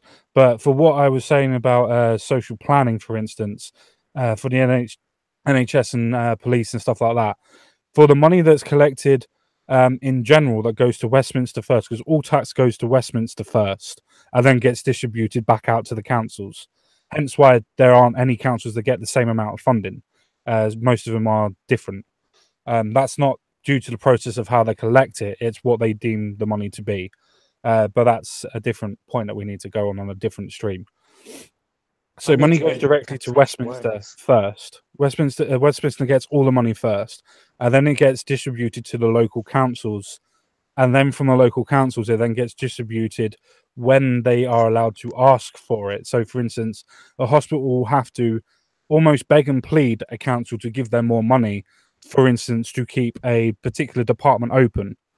Where if we take the money away from the council, the local council, and we give the money directly to the hospital can then do financial planning itself and work out what it can and cannot do for the whole year. So it can actually work almost like an independent business, but is still run and controlled by the government. Okay, I think I understand, or at least I'm starting to understand. I'm sorry if I'm asking a bunch of stupid questions. They're not stupid. They're not stupid. So don't ever say that, Mr. Telford. They Yeah. are important questions, and if you can't understand it, then other people can't. And because you've asked those questions, it is now explained a lot better. So thank you very much Okay. for asking the Hmm. question. Mate, it's the same Uh, reason why we go to school and we ask questions. The only way you ever learn is if you ask. But one thing I was going to bring up is I don't know if it happens so much now. I suspect not. I think it was very much a New Labour thing. Was one of the ways the council's leaders were getting around the problem of every year they get their budget and every year they'd moan that they'd had their budget slashed. What they often did was the budget slash that they would get would be far less than what was officially put out, because what the council leaders were very cleverly doing was when they were actually given their budgets, just literally days before they would receive it, they would suddenly give themselves massive pay increases and then would offset the money with the budget and say, look how much the central government has just cut our funding again this year. Yeah, and that's absolutely completely correct to the point where you have particular council members and leader of the council chambers in particular counties that are earning literally as a wage more money than the prime minister is. There is one council member that I can not remember the place of where he is that is earning over £550,000 a year, and the actual salary just for being a PM is 440,000. There is no justification for him to be earning that much money or that position. Yeah. If I can throw in another angle to that, I've heard stuff like that before, but speaking on as a local man and local level kind of situation, the past few years, Telford has had a high level of road works, maintenance works on the roads in various sections. Um, and in some cases, highly intense stuff, perhaps more intense than you might consider necessary, considering the state of the roads previous to that. But hey, job done now. And a few of my friends here in Telford have said, yeah, the council are trying to milk money. What do you mean? Friends said, well, in face of these potential budget cuts to a local council, they need to justify, at the very least, maintaining a high level of budget, whatever. So, come the end of a financial year, when they're going around asking for more money, all of a sudden, as if by coincidental magic, road works, maintenance works, new builds here, there, the other. So, we can go back to central government and say, look at all this money we're spending on infrastructure and whatever you like. Can't do that if you don't give us money to pay for it all. And you're the government who's saying more infrastructure kind of thing. No, your friend is completely and utterly correct on that principle. If you ever want to make an anecdotal evidence for this or a case for this, always ask people when they see more infrastructure being put into place. Very suspiciously arriving as if overnight out of nowhere as well. Yeah, but it's- I'm talking about the timing of in the period of months, and Yes. most infrastructure will be put in place from the beginning of January up to the end of April. And that's when people will be saying, oh, we need more money, because anything that they've got running left over will be forced into that small time period. So whenever Yeah. you go out and you see things from now on, mark the time of the month, and I can guarantee you that most of it will be done between the months of January and the end of April. Yeah, and Yeah, I can yeah. vouch for that happening very much in the private sector as well, because of course with companies always getting their new budgets every April with a new tax year. Very often, a company will fight. Well, certain departments who are obviously given yearly budgets to spend will obviously manage their budget so they end up spending less than they needed to by the time they get round to about January or February. They'll suddenly realize they'll have a certain amount left over in the budget. And if that money is not spent by the new tax year, what'll happen is that the accounting department will actually say, well, you didn't spend all your budget last year. You obviously don't need that much, and they'll have their budget slashed. Yep. I So think that's in keeping with what the point my mate was trying to say. So, Yes, exactly. That's the reason why I was agreeing with you. It works in public business as well as private business. It's just a case of making sure that you spend the money you're given so you can ask for the same back, if not more. You have to justify the reasons why you have money, especially in a place where you're cutting. So even if you don't spend £1 million, that £1 million can then get slashed off of your next budget. But then again, if you spend over £2 million, then you've got to ask for at least an extra million to try and cover the expenditure, haven't you? well, I'm not going to lie, all this infrastructure stuff going on in my hometown, it's I like seeing it because it means there's money going around for jobs, infrastructure, whatever you want to. It mean the fact that this infrastructure is happening means there is money going around for, can only be good for the local community. So on one hand, I like seeing it, personally speaking. But on the other hand, Just a I'm not quick going to quote. lie, I agree with everyone who says it's a bit inconvenient it happening all of a sudden. So The point that I was making was not the point that it was inconvenient. It's a case of, apart from obviously roads, the actual point that they could do, instead of trying to implement all the money on infrastructure that doesn't really need to be adhered to, could be put back into hospitals, could be put back into local community areas, put in an actual community centre into different places, or a youth centre.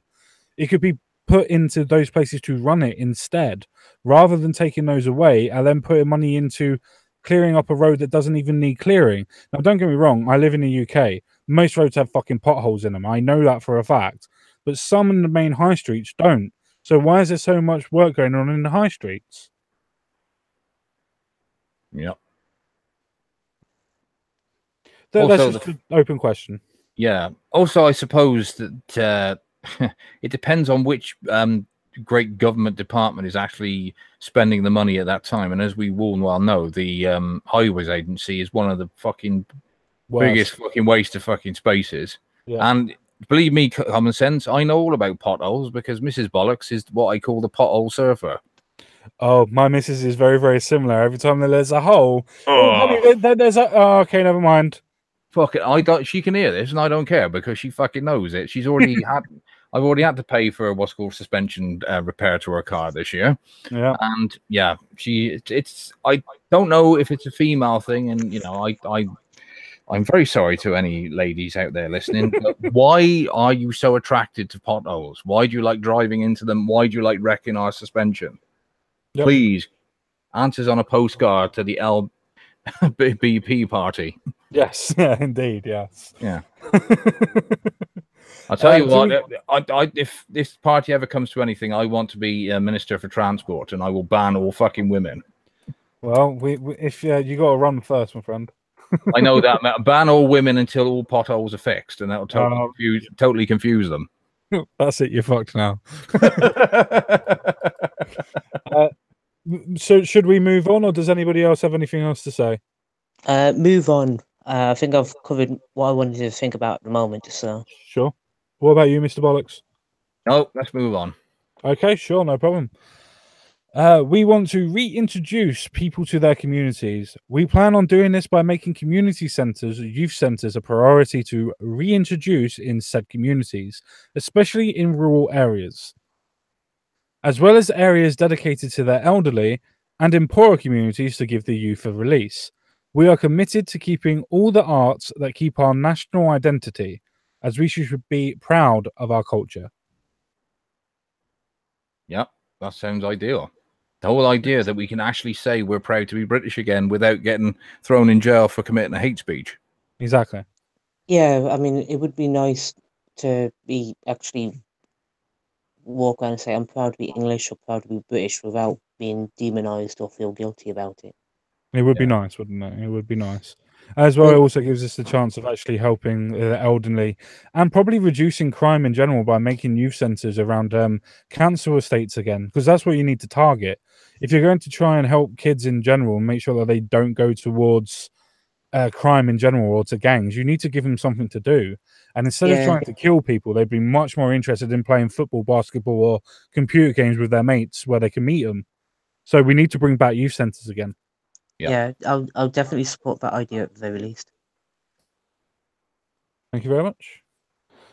Should I move on, or does anybody else have anything else to say? Move on, unless Mr. Bollocks has something. Well, it would be nice to think that we could get the state to actually put a bit of put a bit of money into doing these things for the young kids again, because it's not just school and then that's it. I mean, it's going to take a while to hopefully heal our, broken society. When you consider that, once upon a time there used to be working class, middle class, upper class, and that was it. And unfortunately, it's fragmented now into many different versions. You've got things like the lower middle class or the upper working class, and then you've got what is classed as now the underclass, which is the generations of families who have never actually worked.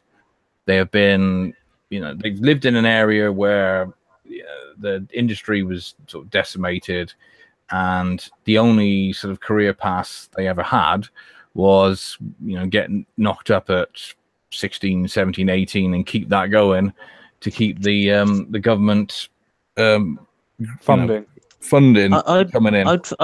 I'd phrase that a bit differently, because what you just said reminds me of something that one of my brothers said years ago. I'm not sure if it's in keeping what you just said, but it's at the very least parallel, if I understand it all correctly. But my one brother said that there are four classes in the UK right now. You got your traditional upper class, middle class, and working class.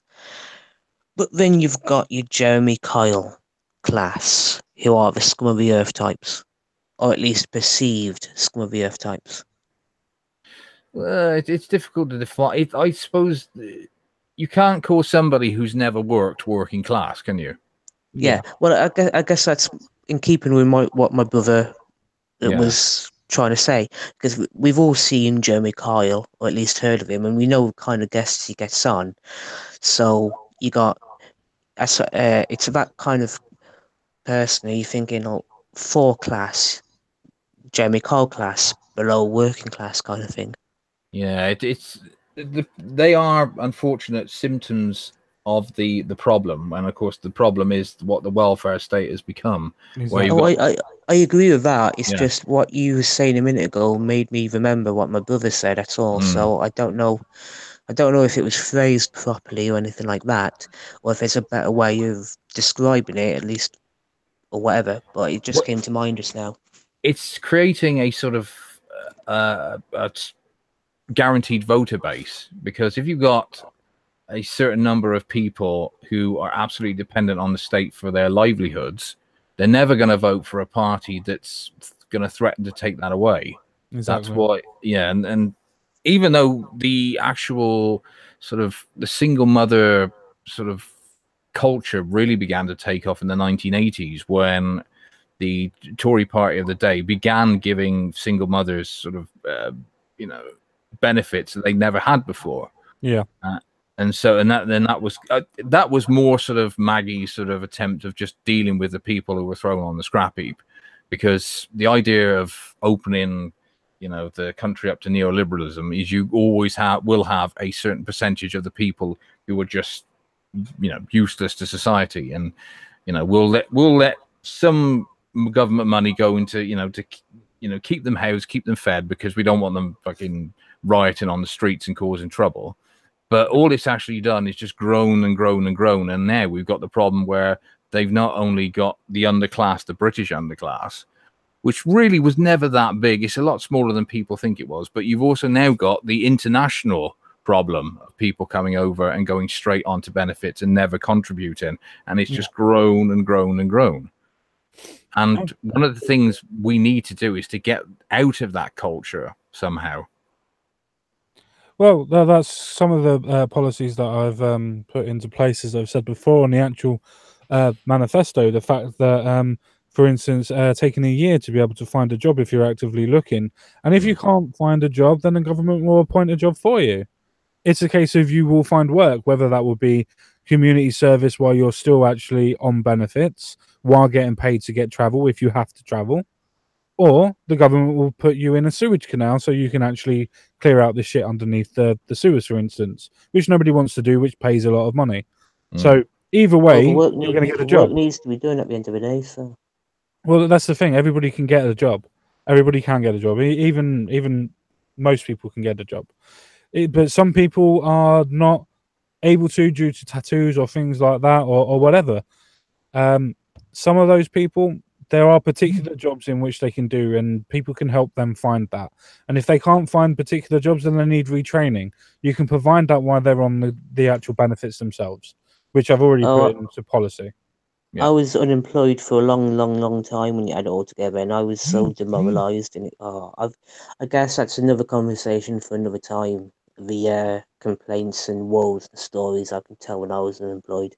But No, anyway, I moving on. completely agree that it does take a long time sometimes to be able to pick yourself up and actually find jobs that you need to do, or that you can do, for instance, or jobs that you even want to do, or even getting a fucking phone call back to even get an interview, which Well, can be completely and utterly demoralizing. I've been there. I tell you what, if ever you want to do a live stream solely about job hunting, being unemployed, and all that stuff, the pitfalls, the high times, whatever, I'll gladly join you for that to share whatever stories you're willing to listen to on that. But that's for another live stream, I suppose.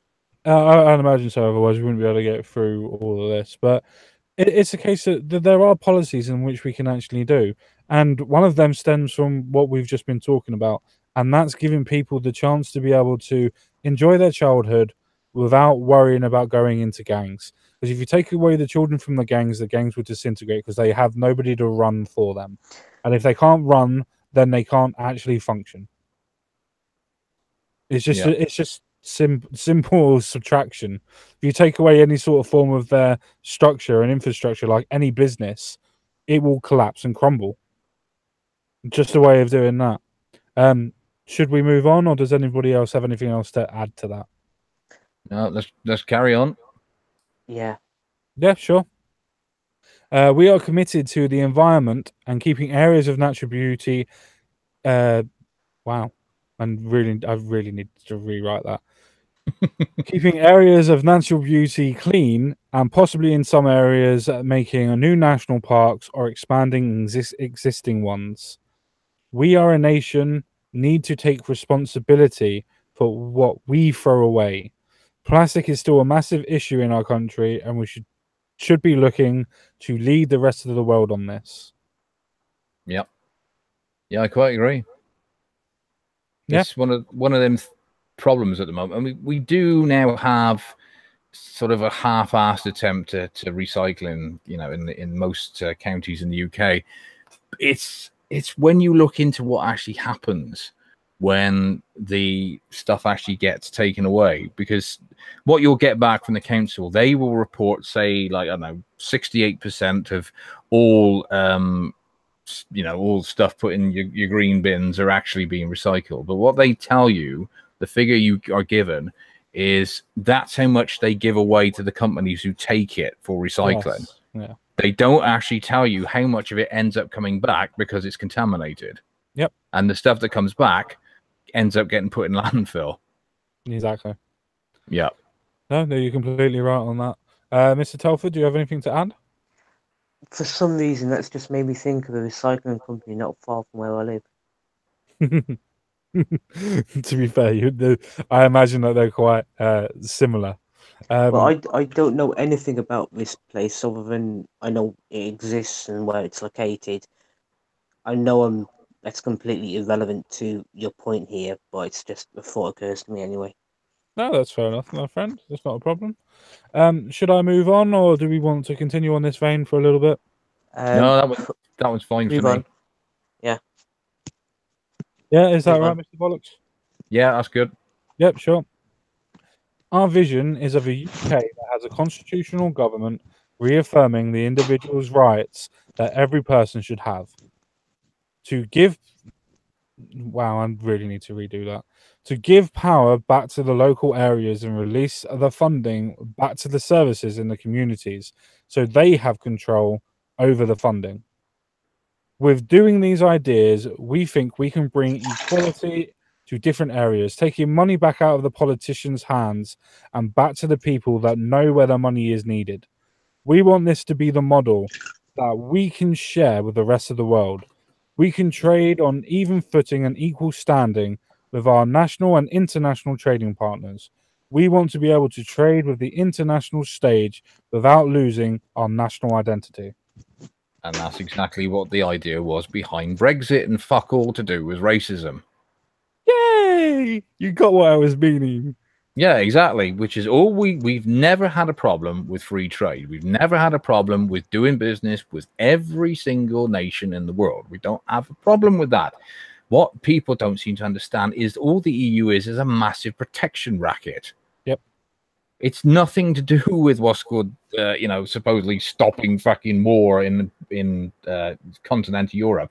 No, it's just one big, massive fucking con to help big companies bring in legislation that they can afford to swallow, but cripples smaller companies. And it also protects fucking French farmers' fucking wine crop over us buying cheaper wine from outside the EU. Yep, no, I completely agree. That's the reason why I voted to leave. Yeah, exactly, mate.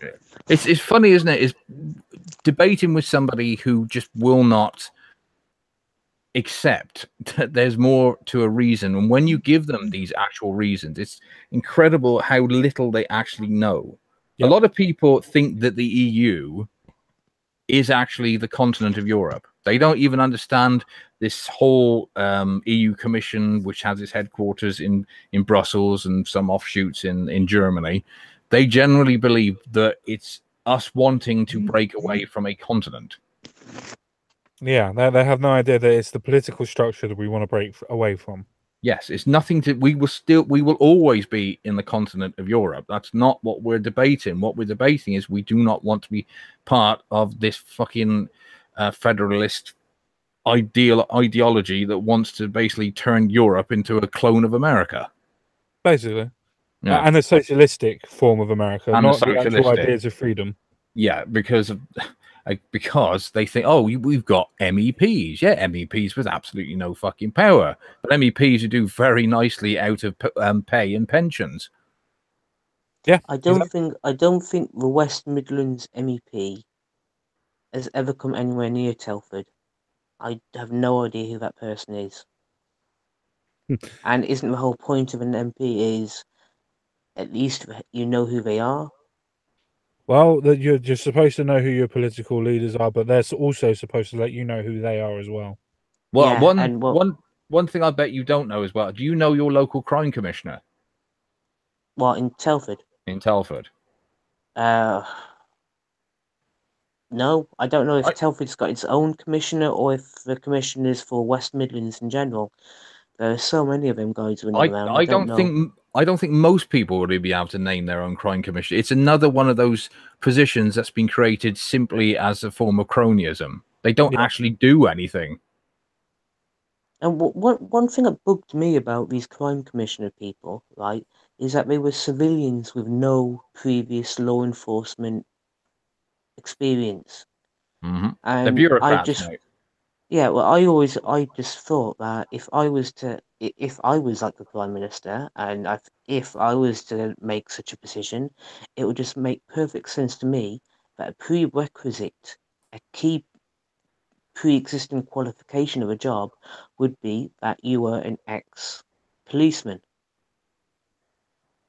with X amount of years service, whatever. Mm. Because Yeah, if you're going to be running around coordinating the police and making sure different jurisdictions of law enforcement talk to each other and do a good enough job and all that, then you need to know the game as well as the people currently serving at the very least. And who knows that better than an ex-policeman? So I would insist that if you want that job, you've got to have a proven track record in law enforcement. Otherwise, don't bother wasting your time applying yeah, I for the think you job. slightly misunderstood how bureaucracy works. It's nothing to do with actual being able to do the job. It's how much you can actually spin bad news and how much you can not spend of your budget while at the same time creaming a nice big fat salary and pension out of it. Well, And be that's that as it exactly may, that. That's exactly what a crime commissioner is. I'm just saying what I would do if I had the authority to do this thing. Oh, I quite agree. But that is the current situation we've got, and I'm just bringing that as an example. Because, like you said, you didn't even know you're a local MEP, and I think most people wouldn't even know who the hell their MEP was. No, I don't. And I absolutely love politics, and I don't know who my local crime commissioner is either. Mm. To be honest, I'm not going to lie about that. I don't see the point in lying. I don't physically know that. I should know that, but I don't. Yeah, they don't exactly come around canvassing, do they? No. To be fair, I've noticed that even local MPs and local constituencies and local councillors don't even fucking partition people anymore. They don't go knocking on doors too much. Not unless they're Labour and they want to win the seats. Mm. Well, we've got two ordinary MPs here in Telford and Wrekin because Telford and Wrekin is split into two constituencies. There's Telford, which is Lucy Allen's hat seat, and then there's Wrekin, which is Mark Pritchard, and both of them are Tory MPs. And the part of Telford I live in falls under Mark Pritchard's jurisdiction. All right, and his jurisdiction is mostly the one edge of Telford and the surrounding villages. And I've never seen Mount Pritchard in my part of Telford anyway. So yeah, and I know more about.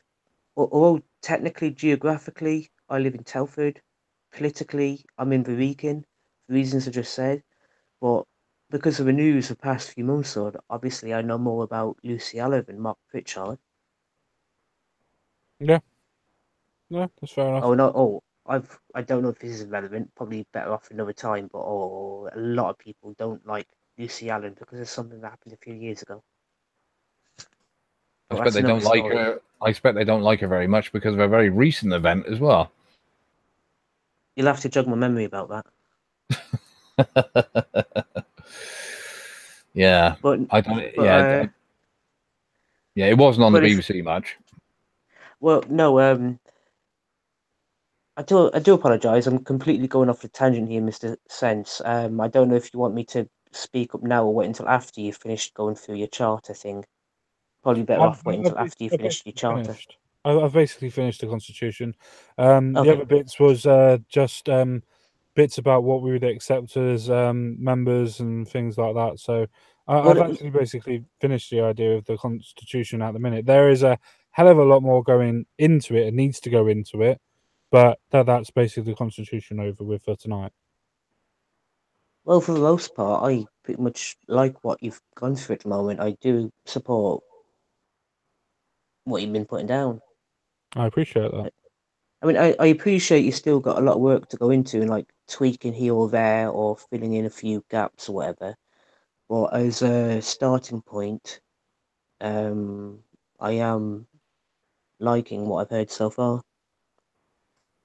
No, that's all I really want. There was a reason why I went on to Mad Dodge's stream, just making sure that I could get challenged on the ideas and see if the ideas were sound. And as Cabbage Patch, and I have a lot of respect for Cabbage Patch, even he was saying that the idea is sound, and obviously his bit was the case of timing, which is fine. Everybody's entitled to their opinion.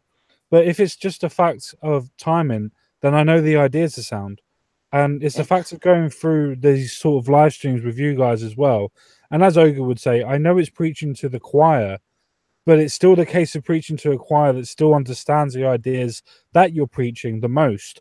So if there is any faults in the ideas, they can be picked on, they can be expanded upon, they can be improved upon. And I Oh, well, think make no mistake. I'm going to be in the next few weeks or whatever I'm going to be asking all kinds of difficult questions.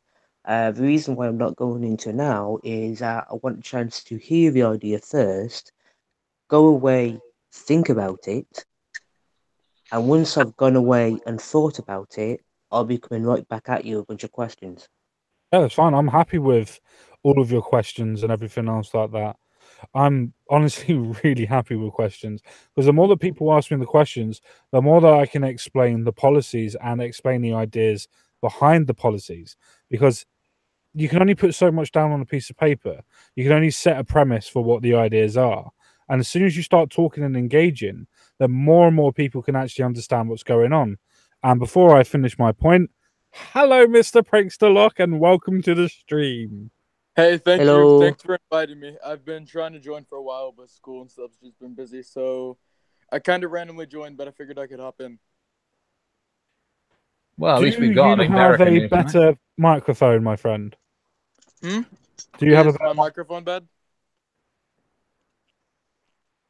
Sounds all right to me. I Sounds don't. like a good enough reason for me to open this other bottle of cider. Woohoo, cider. You don't I've need been an trying. excuse not to do that.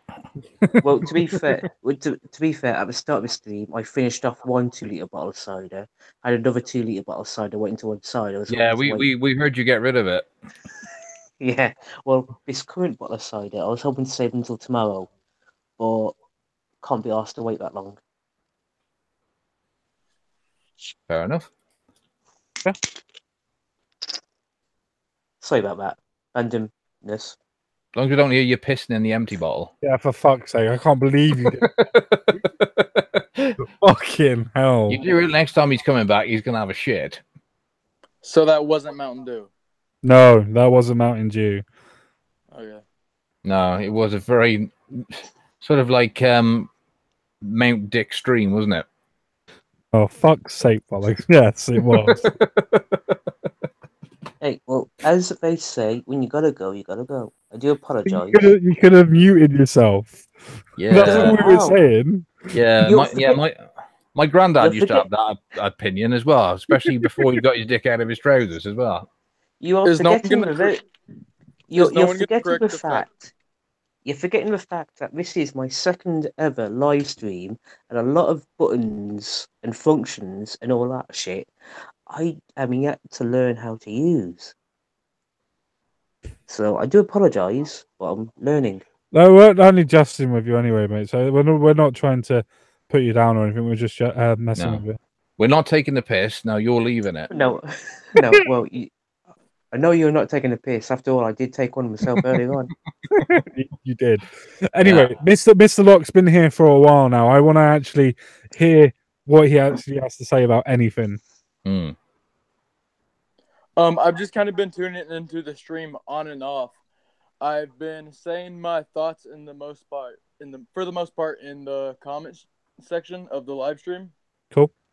But my overall thought is saying no question is a stupid question. I'd say that's a bit extreme of a statement. So To some degree. hang on, Mr. Locke. Hang on, Mr. Locke. I just want to make this as perfectly abundant for everybody in the chat. The only thing that he wants to comment on is the fact that the whole manifesto and constitution is that he wants to point out that no question is a stupid question. Yep.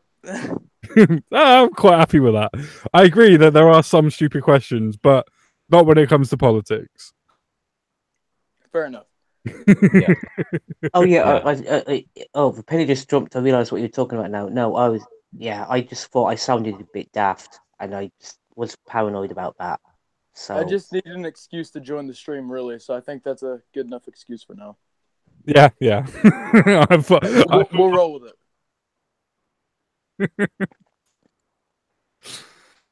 Well, at least he actually thought of something to ask. It might have been one of the most pointless questions ever, but it was still a question. Like I said in the stream earlier on, honestly, I'm happy when people want to clarify what my points are.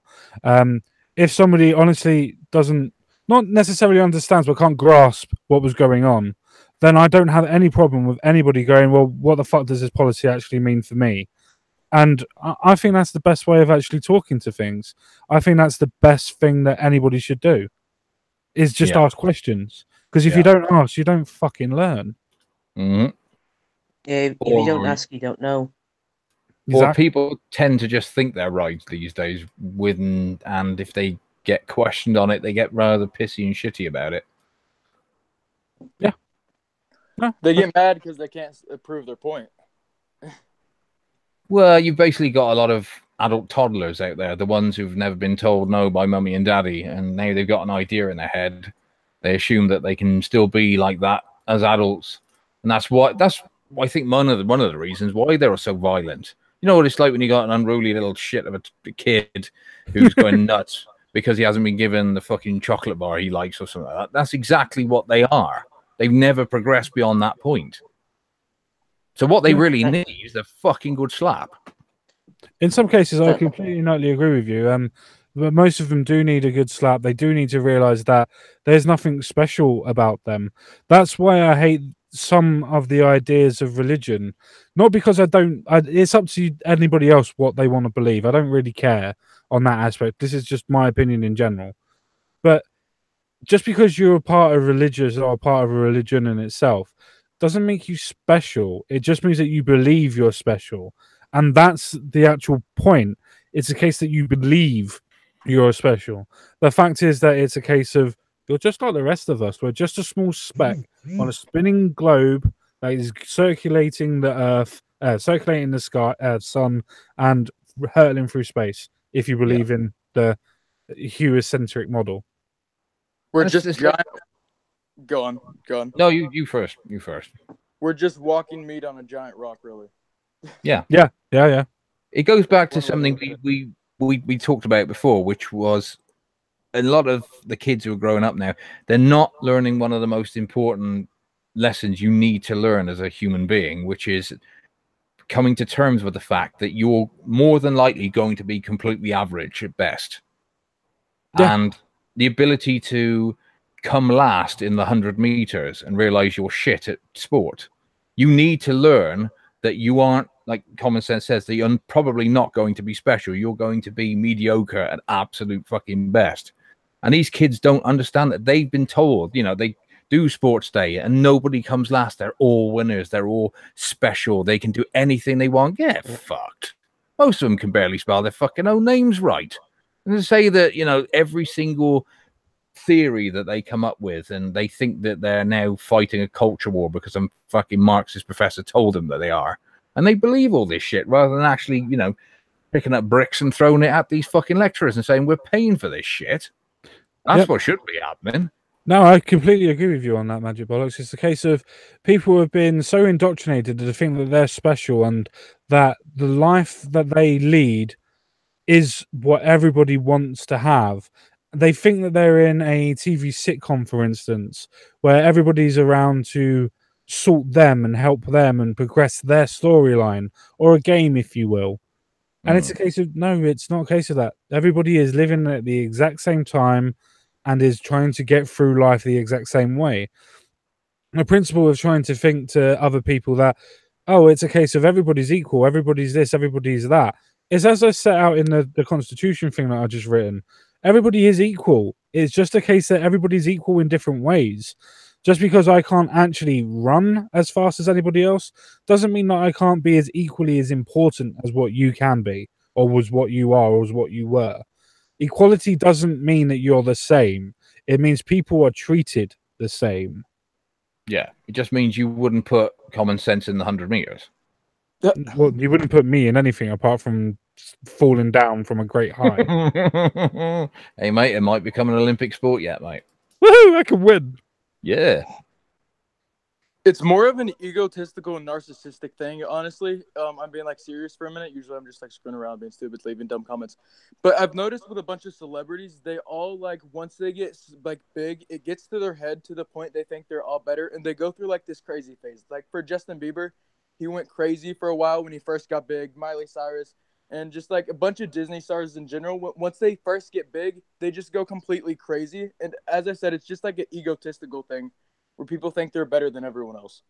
No, think that's I the completely problem. agree with you on that. And Yeah. Anna Kasparian will definitely agree with you on that. Because I'm fucking better than you. Oh, But for a minute, I didn't realise.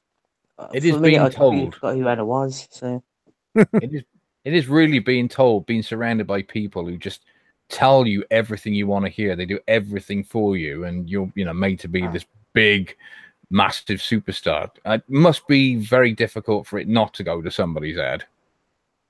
Yeah, I definitely imagine so. I mean, if you had somebody telling you every day that you're amazing, you're going to be this amazing star, everybody loves you, your shit doesn't stink, and whatever, as Prankster Locks already said, it would kind of turn you either narcissistical or it would turn you towards a bit of a sociopath, thinking that you are better than everybody else and being able to sort whatever you want out. And Yeah. I do feel that's the reason why some kids and some millennials are the way that they are, not because that it's necessarily the generation that they've lived in, but it's the fact that people are saying to everybody, you're special, you're great, you're this, you're that. Some people aren't. Some people are not going to be special. Some people are going to be shit. Some people are going to commit suicide when they're young. Some people are not. It's a case of we need to look at that and understand where that comes from.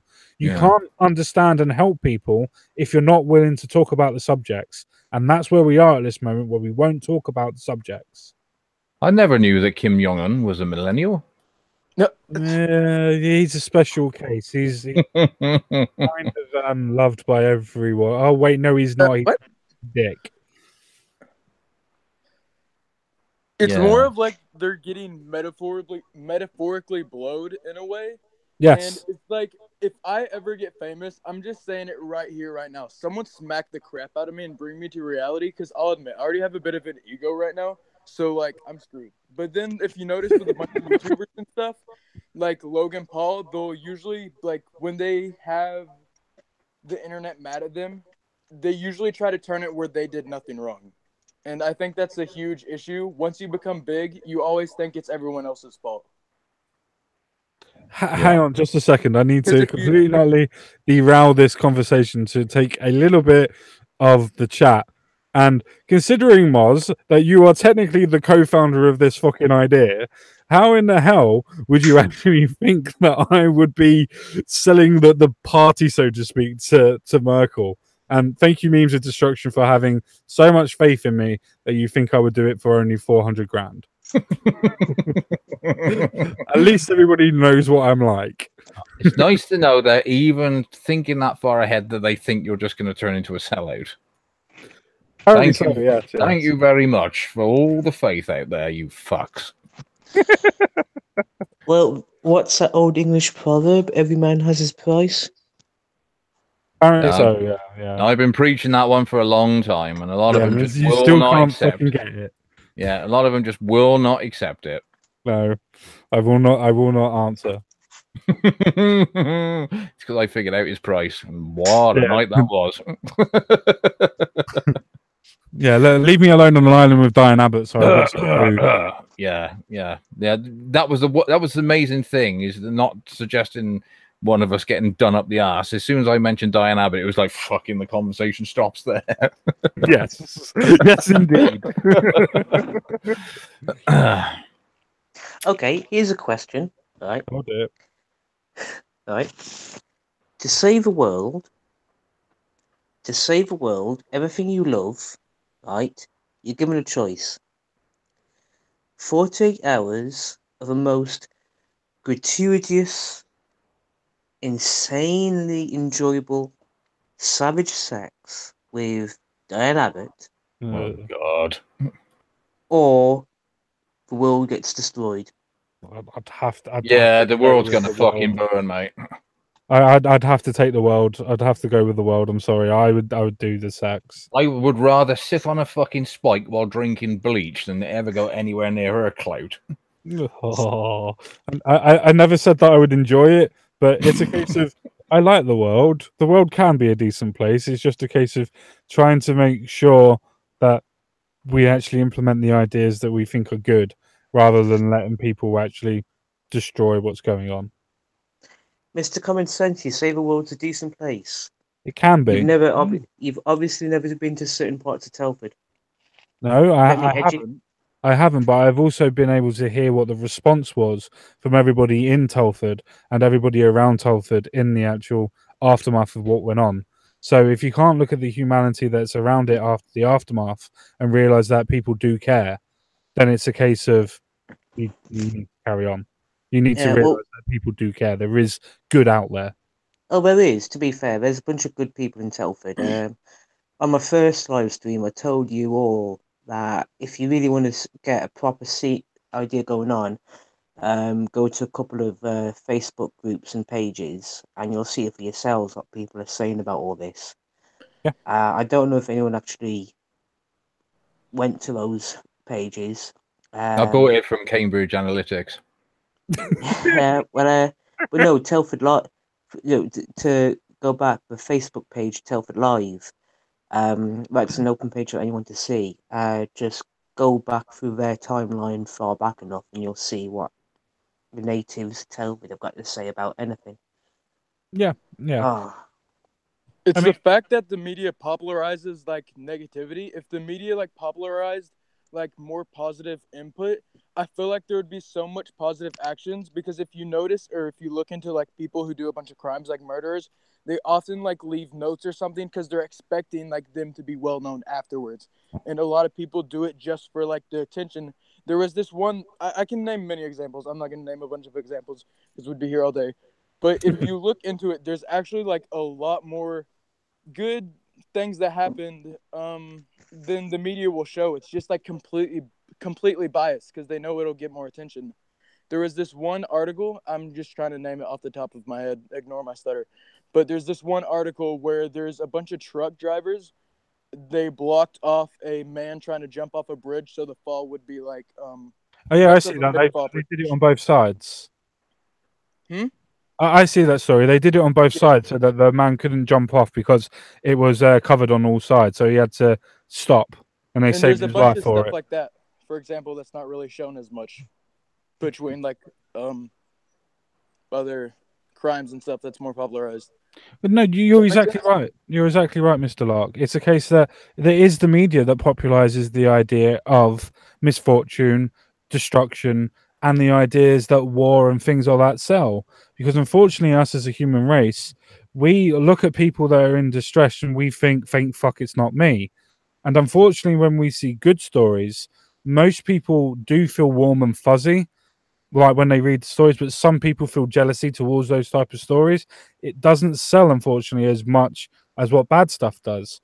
But you are correct that if we were to popularize more of the good stuff, people would actually see that the world isn't as bad as what people make it out to be. Yes, there are fucking shit tons that is wrong with it, but there are so many people in the world that can and should be able to make the world a better place.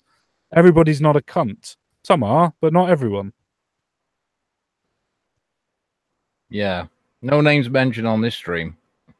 Oi, you leave that alone. But yeah, it's one of the problems with the mainstream is the fact that they know they've got to get either clicks or viewers, and like Common Sense said, is that there are certain events that happens that trigger the human response, which is, oh, that's absolutely terrible. Well, I do hope they repeat it later. And that's the problem, is that that's what gets people interested. You see, if we just had a day where nothing in the world went wrong, it's just, beautiful weather, no gang violence, no killings, nothing, the news companies would go in the fucking meltdown. They rely on the worst of humanity so that they can keep people interested. Yep. Years ago, I don't know how true this is. Most partly because I don't remember and all that. I heard it said that if the news, like the 6 o'clock news or whatever, were to start sharing good news stories as the headline news and all that, not this royal baby thing as an example. I mean, like proper, genuine community level good news stories. Then the viewing public would be like, think about that. Something's gone wrong here. I'm very suspicious of this. The implication, if I remember correctly, being people are more accepting of bad news as the headline news than good news as the headline news. Well, it's more exciting, isn't it? Well, like I said, so it was a few years ago I heard about that, and it was a bit of a round the houses rumour, and I don't know how true it is, but it's still stuck in my head anyway. That's the thing. Disasters and things like that stick in your head. I mean, there's a quotation that goes around for most English and I suppose European people. I don't know what it's like for Americans because obviously I'm not in that area. But there's a saying that goes around the same thing for 9/11. You can always ask anybody in the world that was alive at that point, where were you when 9/11 happened? Where were you when Princess Diana died? Where were you when blah, blah, blah happened? And people will generally know because it's a thing that doesn't happen very often and makes you take note of your own mortality. And that's what makes it sell. I was in the pub with my mates when I first heard about something going on in New York. Exactly. Everybody can always remember the bad, but never remembers the good. Nobody ever says, do they, when you're asked either, do you remember where you were when Diana died and do you remember where you were at 9/11? Well, one, I wasn't in Paris and I wasn't in New York. Yeah, but that's because you're normally the one being arrested. Hey, Magic Bollocks is one of many aliases. Yeah, I bet. I fucking bet. Yeah, let the bastards catch me this time. Well, we kind of have more evidence now, so I'll be passing the evidence from this stream on. Well, I suppose once you're, elected, you will be in charge of the police. So, yeah, hopefully you have to go back into hiding then. Yeah. See, no, it'd be like more entertaining for Mr. Common Sense to blackmail Mr. Bollocks into behaving himself and doing whatever Common Sense wanted. I I could will- never. There is not enough money in the world that I would be able to blackmail Magic Bollocks to be sensible for a stream. It just doesn't work. There's no way of doing it. I would be extremely annoyed if I do not at least, get a cabinet position in his government of some kind. I don't.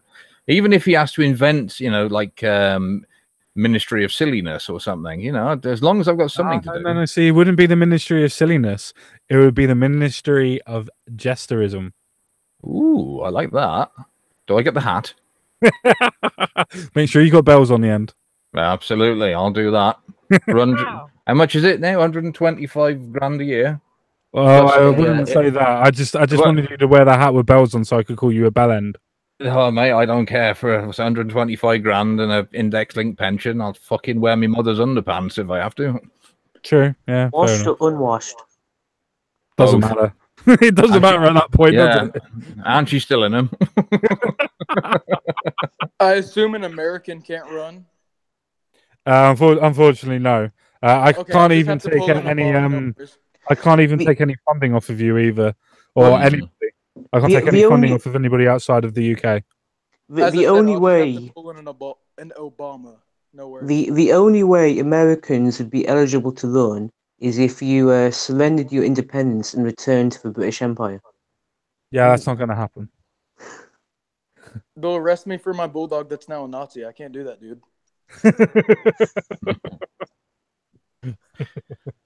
If that was to happen, would America, the current constitution, be forfeit? Yes. It would, unfortunately. Yeah, if it was to come back into the empire, then it would be a Seriously, case yeah, of- seriously, don't do that. yeah, don't do that. Never, ever, ever come back into the UK. Keep your constitution. Keep your constant constitutional republic, and make sure you keep the First and Second Amendment as strong as fucking possible. Yeah. Well, I think now it's 11:10. Unfortunately for us, that means that we've been on for around about 2 hours and 5 minutes ish. Does anybody have any last words? We'll start off from Mr. Telford, and we can move on to Prince the Lock, and then we can move on to Magic Bollocks, and then I can say fuck off to everyone. Well, go on. Well, for starters, I'll say thank you for giving me a chance for final thoughts. Secondly, I just want to repeat what I said last time. Last time you kindly enlightened me on is that because I've been obviously we've all heard comments about from various groups, left, right, or whatever, about looking after communities and words to that effect, however you want to take it. But I think with this party thing, we have to actually mean it. Look after your community from the local level up. Get to know your neighbours. Strengthen your friendships and your family connections. Yes, I know family, friends break down, sometimes beyond repair. But if you've got a friend or a neighbour you think's in that situation, reach out to them and be the thing that they no longer have. Just look after your community, take care of each other from the grassroots, get to know your neighbours and just be there for each other. It's that kind of grassroots looking after each other, rebuild your community. That is the first step to make the world a better place. Either on a local, regional, national, international level, it's got to start somewhere. And in my opinion, that's the first step. Yeah, very well said. I'm next, correct? So, my friend, did you just plug your channel if you want, mate? Okay. Well, my channel's Pranks Your Luck. I do pranks. And hopefully you can have a good cringe at them. If you want a good cringe compilation, you're more than welcome to check out that channel. Maybe you'll enjoy it. Be sure to like, comment, and subscribe on Comment Sense Guy's channel. Be sure to hit that bell notification because YouTube's stupid. And if you get a chance, buy the chicken bacon ranch pizza because it's amazing. Okay. Well said. Well said and well rehearsed. Was that a guest, or we just you just put an advert on your channel there for a second? Common Sense. He's got the perfect voice for an American advert voiceover. He has indeed. He rehearsed that very I'm well. gonna get him to do a voiceover for me, I think. I'd actually be down for that. Mate, you've got a beautiful voice for advertising, so you know I definitely hang on to that. Thank you. I can also do multiple voices. So. I know we can only do multiple voices in our heads over here. That's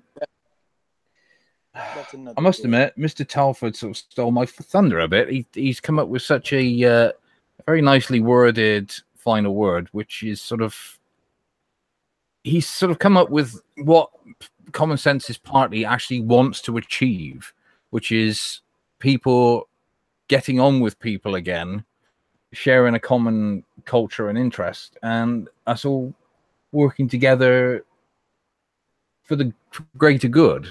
Because even though I am fully behind the idea of individuality and individual responsibility, we are a society, and as a society, we all need to work together for it to work in the first place. So we have to trust each other, and we have to like each other, and we have to get on if possible. And our establishment at the moment is doing a very good job of making us suspicious of one another, not liking each other, not trusting each other, and tearing us apart.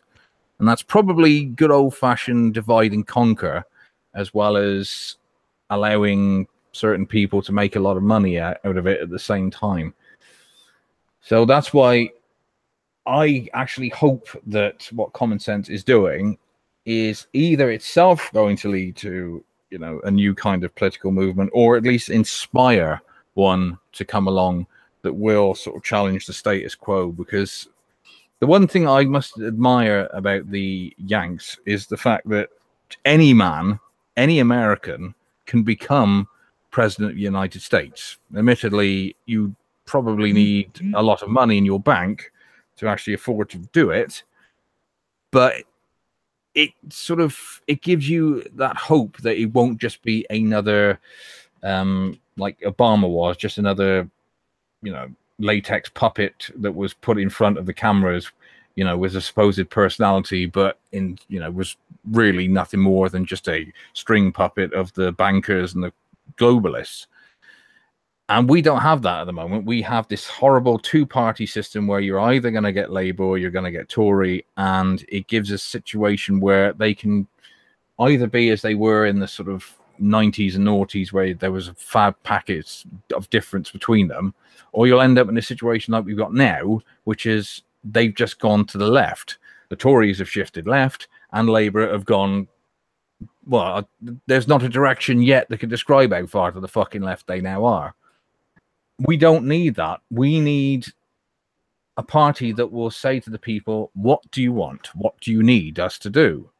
The party then responds to that, not the party telling the people what they should be doing and how they should be living their lives and how they should be using their own language. No, that's not what we vote you in for. Remember, you work for us. We don't work for you. And that's the way it should be. And I hope that's what the LPD, fucking LPD, the LBP, fucking hell. Sorry, Common Sense. I was saying you were trying to run the fucking Los Angeles Police Department. It's good there for a sec. That's what I want this to become. And I hope that, you know, even if it doesn't make it, it will cause a grassroots movement of some kind. So by all means, all the people out there who do listen to us, you know, spread it about and see if people you know think it's a good idea.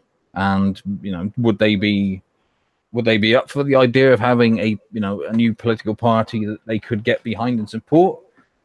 A lot of people wouldn't touch, you know, smaller parties like UKIP and the BNP because they were automatically tainted as being bad, as being, you know, fascists or racists. And in some respects that there was some merit to those accusations, but the vast majority of it was just lies and smears.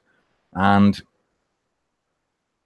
a party like Common Senses will, if it gets off the ground, get the same sort of bullshit. And got to be people who are strong enough to withstand the smears that will be thrown at us. Because if you're not part of the establishment, they will do anything to hold on to their power and keep people like us out. So it's going to be interesting. But I fully support Common Sense. I think he's, he doesn't have to do this. He's doing it because I think he's a very principled man and actually wants to try and make life better for everybody. And that's a very noble thing to want to do as a human being. Whereas me, I just want to point and laugh at the world. So people like me won't change much. People like Common Sense, thank God they do exist, because if it was people just like me, not a lot would ever have progressed in this world. So I must thank you for that. Anyway, thank you very much, everyone, for coming, and see you soon. Well, thank you very much for that, Mr. Bollocks. It was very, very high praise in general, my friend. Thank you very much for that. I had to top Telford. Oh, don't say that. You'll inflate my ego.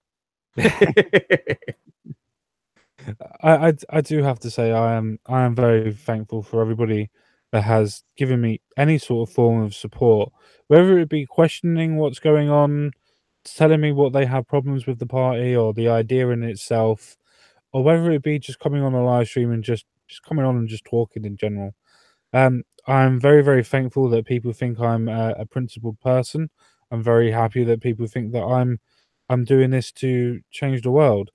If I'm going to be honest, it's the fact that there is no political party that fits me, and I'm fed up of waiting for somebody else to come up with the idea.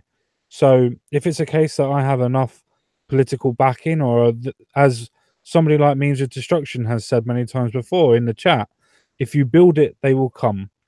If the idea is sound, then people will take you for the ideas that you have.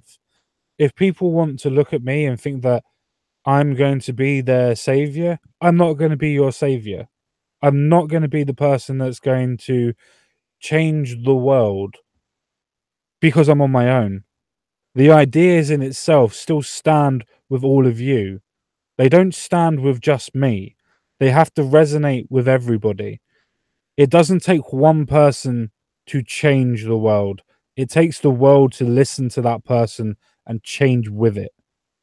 So that's where my principles lie. It's a case of I am fed up with the fact that nobody is listening to the people of the country. Everybody wants to talk their dogmatic views. They want to talk about their rhetoric. They want to talk about their ideologies. I don't give a fuck about ideologies. I don't care about your dogma. I don't give a shit about your rhetoric. I want people to listen to what our party is going to do for the people. I don't care if you think that conservatism is the best. I don't care if you think communism is the best. I don't really care. It's the fact that the ideas themselves have to be pushed. And that is the fact that you yourself are in control of your own destiny. You yourself, if you have individual rights and they are protected, and you have the choice to be able to buy and purchase property and keep it, you have the principles of making a great life for yourself, which in turn then makes a great country. Because if you can protect yourself in your country, in your own place of living, then it's the case of you're able to make the country great again, to quote a yellow-haired person. And no, not Boris Johnson. It's a case of, that's what I honestly believe. The fact that if you're able to personally look after yourselves and personally look after your own points of view, and you're able to do what you need to do without being infringed upon, as long as it doesn't infringe upon somebody else, those are the principles that will get you through any society. Those are the principles that will make economy work for you. And it's just a case of just pushing those ideas and making sure that we push the ideas, as Magic Bollocks and as Mr. Telford has already said. It's the case of we need these new parties, these new ideologies to push through to be able to make sure that we can do stuff. Otherwise, what's the point? If you're annoyed of what's going on in the world, change it. use your ideas, use your individual rights, and push for the change that you want. With that being said, I bid you farewell. I bid you adieu. Kill And I'll yourself. speak to all of you again real soon. Bye-bye for now.